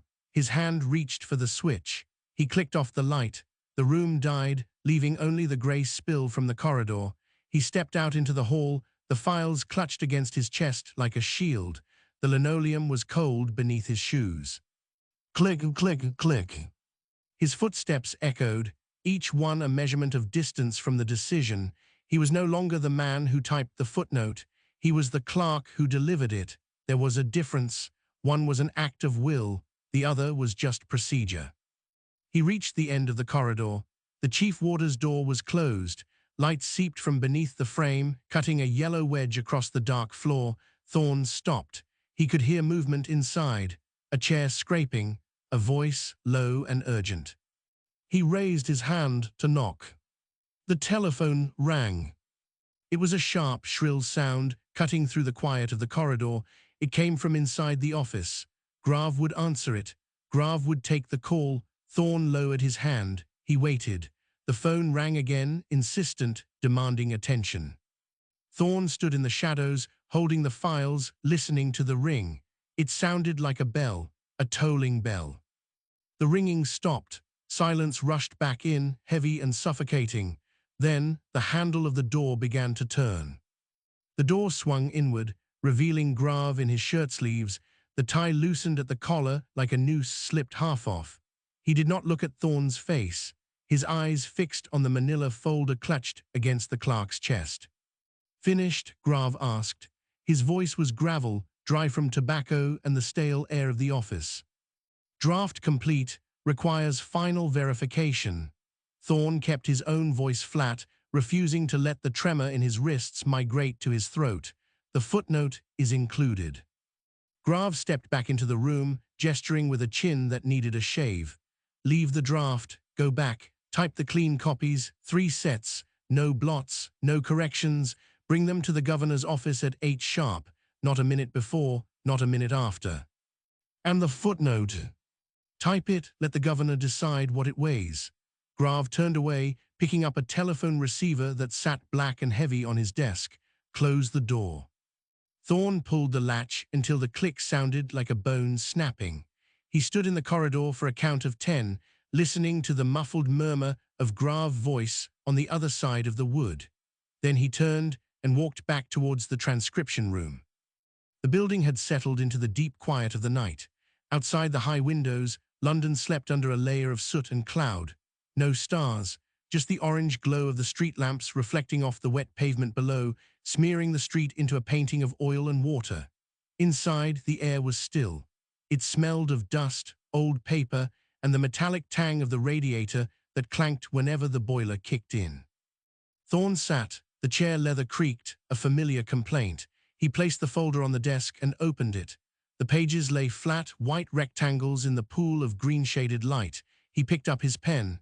He did not need it for typing, but he held it anyway, rolling the barrel between his thumb and forefinger. The plastic was warm from his grip. He fed a fresh sheet of paper into the typewriter. He adjusted the margin. He took a breath. The keys rose before him, black teeth waiting to bite. He began to type. The sound was rhythmic, mechanical, a stark contrast to the organic chaos of the human voice he was transcribing. Clack, clack, clack. Each strike drove the ribbon against the page, leaving an impression that would outlast the man who spoke the words. He typed the header. HM Prison Pentonville, condemned cell. He typed the date. 16 August 1964. He stopped. He looked at the footnote he had added earlier. It sat there at the bottom of the draft, a small rebellion in standard font. Prisoner verbally amended statement regarding motive at 23:00 hours. Claimed original signature obtained under duress. It looked innocent. It looked like bureaucracy, but it was a stone thrown into a still pond, and the ripples would reach places he could not see. He pushed the thought away. He had his orders, typed the clean copies. He worked, the night stretched out, measured not in hours but in sheets of paper. He transcribed the letter from Peter Allen to his mother. The handwriting in the original was shaky, the loops of the Y and G trailing off as if the pen had lost energy. Thorne replicated the pauses with commas. He replicated the hesitation with full stops. He did not smooth the syntax. He did not correct the grammar. If Allen wrote, "I am very sorry for what I have done," Thorne typed it. If he wrote, "I hope you find it in your heart," Thorne typed it. The truth was in the errors. The truth was in the tremor. A lorry rumbled past on the street below. The vibration traveled up through the floorboards, shaking the inkwell on the desk. A single drop of black ink quivered on the surface, threatening to spill. Thorne held his hand over it, shielding it from the shake. The lorry passed. The ink settled. He moved to the second file, Gwynne Evans. The writing here was bolder, more aggressive, but the words were the same. Pleas, denials, love for a mother who would never see him again. Thorne's eyes burned. He blinked, forcing moisture back into the sockets. He rubbed his face with the heel of his hand. The skin felt rough, stubbled. He had not shaved since morning. "Come on," he whispered. The sound was too loud in the room. It startled him. He looked at the door, half expecting it to open. It remained closed. He typed faster. The rhythm accelerated. Clack, clack, clack. He was chasing the clock. The hands on the wall moved with a slow, deliberate cruelty. 2 o'clock, 3 o'clock. The city outside began to stir. A milk float clattered in the distance. The first bus rumbled towards the depot. The grey light in the window shifted from black to charcoal. He reached the end of the Evans transcript. He pulled the page from the roller. He held it up to the light. The carbon copy beneath was faint but legible. He checked the footnote. It was there. He had typed it 3 times, once for the family, once for the governor, once for the archive, 3 copies of the same doubt. He stacked the pages. He aligned the edges. He tapped the stack on the desk. Thwack, thwack. The sound was final. He leaned back. The chair groaned. He looked at his hands. They were still. The tremor had gone, replaced by a deep, bone-weary ache. He felt hollowed out, as if the typing had sucked something essential from his chest and left only the shell. The room was silent, not the peaceful silence of a library, but the heavy, waiting silence of a place where decisions are made that cannot be undone. The air felt thick, difficult to breathe. He loosened his collar. The fabric stuck to his neck, damp with sweat. He looked at the clock, 10 minutes to 8. He stood up, his knees popped. He gathered the files. He placed them in the leather satchel. He buckled the strap. The metal buckle clicked. He walked to the door. He switched off the lamp. The room plunged into shadow, the grey light from the window now sufficient to see the outline of the desk, the chair, the typewriter. It looked like a stage after the actors have left. He opened the door and stepped into the corridor. The linoleum was cold beneath his shoes. He walked towards the governor's office. His footsteps echoed, click, click, click. Each step took him closer to the end. He thought of the cells. He thought of the men. He thought of the rope. He reached the door. It was closed. He could hear movement inside, a voice, low, urgent. He raised his hand to knock. He stopped. He could hear the clock ticking inside the office. It sounded louder than it should. Tick, tick, tick, measuring out the last minutes. He knocked. The sound was sharp. It cut through the wood. The movement inside stopped. The ticking seemed to pause. "Enter," a voice said. Thorne turned the handle. The clock on the wall did not tick so much as jerk. Each second arrived with a mechanical shudder, a metal tooth catching on a gear somewhere behind the plaster, dragging the minute hand forward against the will of the room. 7:55. The numbers glowed faintly in the gloom, painted in radium that had lost its fire years ago but still held a ghost of green. Thorne stared at them until the shapes blurred, until the 7 looked like a 1 and the 5 dissolved into a smudge. He needed to seal the envelopes. His hands lay flat on the desk, palms down, pressing the wood grain into his skin. The sensation was dull, distant, as if the nerves had retreated deeper into the forearm to escape the task waiting inches away. He lifted the right hand. It felt heavy, weighted with lead shot. He reached for the glue pot. The brush inside was stiff, the gum arabic dried to a skin across the surface. He peeled it back with the bristles. The smell rose up, sharp and sweet, like rotting fruit mixed with chemical sting. It hit the back of his throat. He swallowed. The reflex triggered a spasm low in the gut, a rolling wave that started at the navel and climbed fast.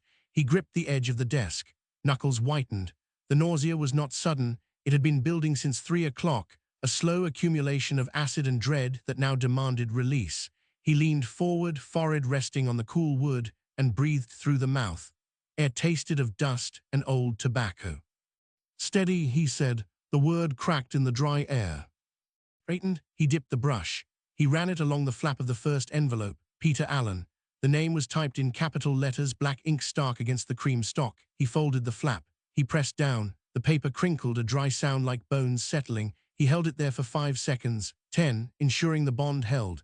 If it opened in transit, if the wind caught the loose edge in the corridor, the seal would break. The letter would spill. The words would scatter on the linoleum like trash. He moved to the second. Gwynne Evans. The brush stuttered in his hand. A smear of glue marked the corner, a wet thumbprint of error. He wiped it with his thumb. The glue was tacky, sticky against the skin. He rubbed it on his trouser leg. A dark spot bloomed on the grey wool. It would not wash out. 7:58. The clock jerked. Another second gone. 2 minutes left before the deadline. Before the governor expected the files on the desk. Before the warders moved down the landing to wake the men for the last walk. Thorne could picture it. The key turning in the lock. The heavy boot on the rung of the bed. The voice saying, "Get up." He had never seen it. He was not cleared for the block. But he had typed the orders that authorized it. He had signed the carbon copies that certified the warrant was true. He slid the envelopes into the leather satchel. The material was worn at the corners, the stitching frayed where the strap rubbed. He buckled the clasp. The metal clicked. A final sound. He checked the buckle. It was secure. He checked it again. His fingers trembled now, a fine vibration that traveled up the wrist. He clasped his hands together to stop it. The bones ground against each other. A phone rang somewhere down the corridor. The sound was muffled, distant, but it cut through the room like a wire. It rang once, twice. It stopped. No one would answer it, not at this hour, not on this morning. The switchboard girls were at home in their beds. The night porters were drinking tea in the lodge. The only people awake were those waiting for the sun. Thorne stood. The chair scraped against the floor. The noise was loud, abrasive. He winced. He placed a hand on his stomach. The nausea had settled into a hard knot, a stone lodged beneath the ribs. He pressed against it. Pressure did not help. Nothing helped. He picked up the satchel. The weight was negligible, a few sheets of paper and leather, yet his arms sagged under the load. He shifted the bag to his left hand. He shook out the right, fingers uncurled, stiff. He looked at the typewriter. The ribbon was exposed, a spool of inked fabric waiting for the next strike. There would be no next strike, not for them. The keys stood silent, black teeth in a row. He reached out and touched the space bar. The plastic was cold. He pushed it down. The mechanism crashed home with a hollow clunk. No paper behind it. No impression made, just the sound of violence without consequence. He turned away. He could not look at it. The window offered a slice of the outside world. The sky was lifting from black to bruised purple. A crane on a building site across the street stood outlined against the light, a skeletal arm reaching for nothing. No birds moved, no traffic roared. The city held its breath. Thorne watched the crane. He imagined the drop, the trapdoor opening, the body falling, the rope tightening, the neck breaking. He had read the medical reports. He knew the physics. A calculated drop based on weight and height. A clean break if the sum was correct. A strangulation if the math was wrong. He did not know the weight of Evans. He did not know the weight of Allen. He had transcribed their letters, but he had not weighed their bodies. That was the executioner's task. That was the governor's secret. Thorne only dealt in words. Words had no weight. Words could not break a neck. 7:59. The clock jerked. 1 minute. He walked to the door. The floorboards creaked under his shoes. He stopped. He listened. The building was silent. The phone did not ring again. The clock on the wall ticked. Tick, tick, tick. Each sound was a hammer blow. He placed his hand on the door handle. The brass was cold. He turned it. The latch clicked. He pushed. The door swung open. The corridor lay before him. Long, narrow, lit by sconces that cast pools of yellow light on the linoleum. Shadows stretched between them, deep and impenetrable. He stepped out. The air here was colder than the office. It smelled of wax polish and stale air. He closed the door behind him. The click was soft. He stood there for a moment. The satchel hung at his side. The knot in his stomach tightened. He took a step, then another. His shoes made no sound on the polished floor. He walked towards the governor's office, towards the end, towards the signature that would make the words real. He reached the door. It was closed. He could hear movement inside, a voice, low, urgent. He raised his hand. He hesitated. The nausea surged again, bile rising in the throat. He swallowed it down. He knocked. The sound was sharp. It cut through the wood. The movement inside stopped. The ticking seemed to pause. "Enter," a voice said. Thorne turned the handle. The room smelled of beeswax and old paper. The governor stood by the window, egrave to the door, looking out at the grey dawn. He did not turn when Thorne entered. He held a cigarette. Smoke curled from the tip, rising in a thin line to the ceiling. On the desk, a single file lay open. The warrant. The ink was still wet. Thorne stepped forward. He placed the satchel on the desk. The leather thudded against the wood. He unbuckled the strap. He took out the envelopes. He placed them beside the warrant, one for Allen, one for Evans. The governor turned. His face was grey, the skin loose around the eyes. He looked at the envelopes. He did not touch them. He looked at Thorne. "Done." Thorne nodded. He could not speak. The knot in his stomach held his tongue. "Good." The governor picked up a pen. He signed the warrant. The scratch of the nib was loud. He blew on the ink. He closed the file. He pushed it towards Thorne. "File it." Thorne took the file. It was heavy. He turned to leave. "Thorne." He stopped. He looked back. "Go home." The governor lit another cigarette. The flame flared in the dim room. "Don't come back tomorrow." Thorne nodded. He opened the door. He stepped into the corridor. He walked away. The file felt heavy in his hand. He walked towards the stairs, towards the exit, towards the street. The sun was rising. The city was waking. The men were dead. The fluorescent tube above the desk flickered once, a dying insect trapped in glass, then surrendered to a steady, sickly yellow that bleached the color from Thorne's hands. Silence. Not the quiet of an empty room, but the heavy, pressurized stillness that follows a gunshot, where the air itself seems to have been evacuated by the violence of what just occurred miles away in the stone belly of Pentonville. The transcription room smelled of cold ash and the sharp, acidic tang of carbon paper, a scent that had worked its way into the fibers of Thorne's tweed jacket and refused to wash out. He sat very still. His fingers rested on the keys of the underwood, the black enamel chipped near the E, where he had struck it 10,000 times in 2 days. Yet the machine felt alien now, a mechanical corpse waiting for a command that would never come. No more letters. Gwynne Evans was dead. Peter Allen was dead. The warrant signed by the governor lay in the metal tray, the ink dry, the legal fiction of their existence reduced to a stack of foolscap folded neatly inside a manila folder. Thorne looked at his right hand. A smudge of blue-black ink stained the side of his index finger just below the nail. He had scrubbed it with sand soap before leaving the cell block, rubbing until the skin was raw and pink, but the stain remained. It had not faded. If anything, in this harsh electric light, it looked deeper, as though the pigment had seeped through the dermis and settled into the bone, a permanent brand marking him as the man who had written the final words. He flexed the finger, the skin pulled tight. "Finished then." Thorne jumped. The voice came from the doorway, rough and tired. Sterling, the senior clerk, leaned against the frame, holding a tin mug of tea that sent up a thin ribbon of steam. He did not enter. He just watched Thorne with eyes that were red-rimmed and devoid of curiosity. "The warrants are signed," Thorne said. His voice sounded thin, scraped raw from disuse. "The transcripts are filed." Sterling took a sip. The liquid sloshed in the tin. 9 o'clock sharp. They said it was clean, both of them. "Clean." The word hung in the air, absurd and technical. A clean break of the cervical vertebrae, a clean end to the appeal process, a clean conscience for the Home Secretary. Thorne looked down at the desk. A single sheet of carbon paper lay crumpled near the wastebasket, its purple face smeared where he had dragged his sleeve across it. He remembered the syntax of Evans' last letter, the way the sentences had stumbled over themselves, desperate to reach a mother who would not receive the news until the postman knocked 2 days later. He remembered the loop of the G in Alan's signature, trembling so violently the ink had blotched, forming a dark, wet eye that stared up from the page. He asked about the rain, Thorne said. Sterling frowned, shifting his weight. The floorboard creaked. Who? Evans, in the addendum. He asked if it was raining in London. He wanted to know if his mother would get wet walking to the church.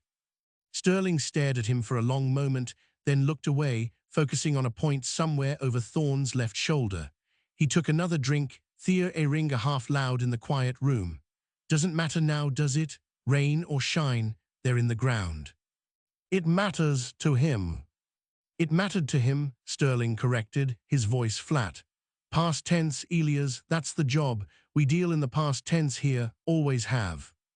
He pushed himself off the doorframe and walked into the room, placing the mug on the edge of the desk. The ceramic clicked against the wood. Go home. Grav isn't expecting you back. Said there's a backlog on the fraud cases from Birmingham that needs typing, but that can wait until Monday. Or never, doesn't much matter. Thorne did not move. He looked at the ink stain again. It seemed to pulse, a tiny, dark heart beating under his skin. I should check the archives, ensure the copies match. Matches are matched, Sterling said, turning to leave. I checked them myself, perfect little copies, triple carbon, one for the family, one for the governor, one for the hole in the ground where we bury the truth. Go on, get out. The door clicked shut behind him. Thorne waited, he counted to 10, then he stood up. His knees cracked, a dry, brittle sound. He picked up the file containing the warrants. It was light, almost insubstantial, yet it pulled at his shoulder, dragging him towards the coat rack. He shrugged on his jacket. The wool felt stiff, damp with the humidity of the room. He buttoned it up to the chin, hiding the stain on his finger inside his pocket. He walked to the door. He opened it. The corridor outside was empty. The linoleum stretched away into the gloom, polished to a dull sheen that reflected the overhead lights in long, distorted streaks. He walked. His shoes made a soft, rhythmic sound, clip-clop, echoing off the tiled walls. He passed the lifts. He passed the reception desk where the night porter slept with his head on his arms. He pushed through the heavy double doors and out into the lobby. The air here was different, cooler. It smelled of wet wool and cigarette smoke from 100 civil servants who had passed through before him. He pushed the outer doors open and stepped onto the pavement. London was waking up. The sky was a uniform, bruised grey, low and pressing down on the rooftops. A fine drizzle fell, not quite rain, just a suspension of moisture that coated everything in a slick, oily film. Thorne tilted his head back. The water settled on his face, cold and impersonal. He closed his eyes. For a second he was back in the cell, hearing the scratch of the pen, the shallow breathing of a man counting down his last hours. Then the sound of a bus engine roared past, shattering the memory. He opened his eyes. The street was busy. Men in bowler hats hurried towards the underground, clutching briefcases and folded newspapers. A woman pushed a pram, the wheels squeaking on the wet stone. Life, ordinary and relentless, flowed around him. They did not know. They did not know that at 9 o'clock this morning, 2 men had stopped breathing in a room 3 miles away. They did not know that a clerk named Thorne had transcribed their fear into permanent record. He walked. He kept his hand in his pocket, his thumb rubbing the ink stain through the fabric. A newsstand sat on the corner, a wooden kiosk plastered with broadsheets. The headlines screamed in bold black ink, Parliament to vote ON abolition, call for N to hangings grows. Below it, a smaller story detailed the execution of Evans and Allen, buried beneath sports results and advertisements for washing powder. Double hanging at Pentonville, the subhead read, Justice takes its course. Thorne stopped. He looked at the paper. The ink was fresh, glossy and wet in the damp air. He reached out and touched the headline. His finger came away smudged with black. He pulled his hand back. He looked at his fingertip. Another stain, fresh this time. He wiped it on his trouser leg, but it left a grey smear. A man in a mac bumped his shoulder, muttering an apology without stopping. Sorry, mate, mind the step. Thorne stepped aside. He turned his collar up against the drizzle. The paper fluttered in the wind, the headlines shifting, changing meaning as the page turned. Justice, course, words that weighed nothing, words that could not bring them back. He began to walk again, moving away from Whitehall, away from the offices where the warrants were signed and the files were stored. The city noise rose around him, the rumble of traffic, the shout of a vendor, the hiss of tires on wet tarmac. It was a normal morning, a Tuesday. The world continued, indifferent and bright. Thorne walked into the grey, the ink on his finger drying hard and dark, a mark that no amount of rain would ever wash away. The newsprint smeared into the whirl of his fingerprint, a fresh, greasy black that swallowed the skin beneath. Thorne rubbed it against his thumb, trying to grind the mark away, but the ink only spread, thinning into a bruise-colored shadow that settled deep in the creases of his hand. It looked less like dirt and more like something growing out of him, a fungal bloom fed by the damp London air and the fresh blood of two men who had stopped breathing while he was still buttoning his coat. "Mind the gap, sir." The voice came from the kiosk owner, a man with a face like crumpled parchment, smoking a woodbine behind the protective glass of his window. He tapped a yellowed fingernail against the pane, gesturing at the traffic sweeping past. "Bus is coming round," the man said, his voice rough with tobacco. "You'll get splashed standing there like a statue." Thorne stepped back, his heel caught on the uneven flagstone, a jagged piece of pavement lifted by the roots of a nearby plane tree, and he stumbled slightly before righting himself. The movement felt clumsy, uncoordinated, as if his limbs belonged to someone else who had not yet learned how to navigate a world where the gallows still stood, but the rope had finally gone slack. He looked down at his hand again. The smear had dried already, fixed into the skin with the permanence of a tattoo. "It's just ink," he said, though he did not know who he was telling. The owner shrugged, exhaling a plume of grey smoke that mingled with the drizzle. "Everything's just ink until it isn't. My brother died at Ypres. Paper said he was a hero. Felt like he was just meat in a hole. Words don't change the weight of the earth, do they?" Thorne did not answer. He turned away from the kiosk, the headlines fluttering behind him like agitated birds trapped in a cage. "Justice takes its course." The words seemed to vibrate in the humid air, a low-frequency hum that he could feel in his teeth, in the fillings of his molars, resonating through the bone of his jaw until it made his eyes water. He walked faster, his shoes slapping against the wet stone, the rhythm erratic, a stumble-step cadence that matched the irregular thumping in his chest. The street opened up before him, a canyon of grey stone and brick where the lights struggled to reach the ground level. Cars chugged past, their exhausts puffing white clouds that smelled of unburnt petrol and oil, mixing with the scent of wet wool from the crowds hurrying towards the underground stations. A woman in a raincoat pulled a child along by the hand, the boy dragging his feet, refusing to move, his face screwed up in a silent protest against the weather or the destination or the sheer, grinding monotony of a Tuesday morning in November. Thorne watched them pass. The child looked up, locking eyes with him for a second, a clear, unclouded stare that held no recognition of the death that had occurred 3 miles away, no understanding that the man walking past him carried the final, trembling syntax of a condemned prisoner in his pocket. "Come on, Jimmy," the woman said, tugging the boy's arm. "We'll be late for school."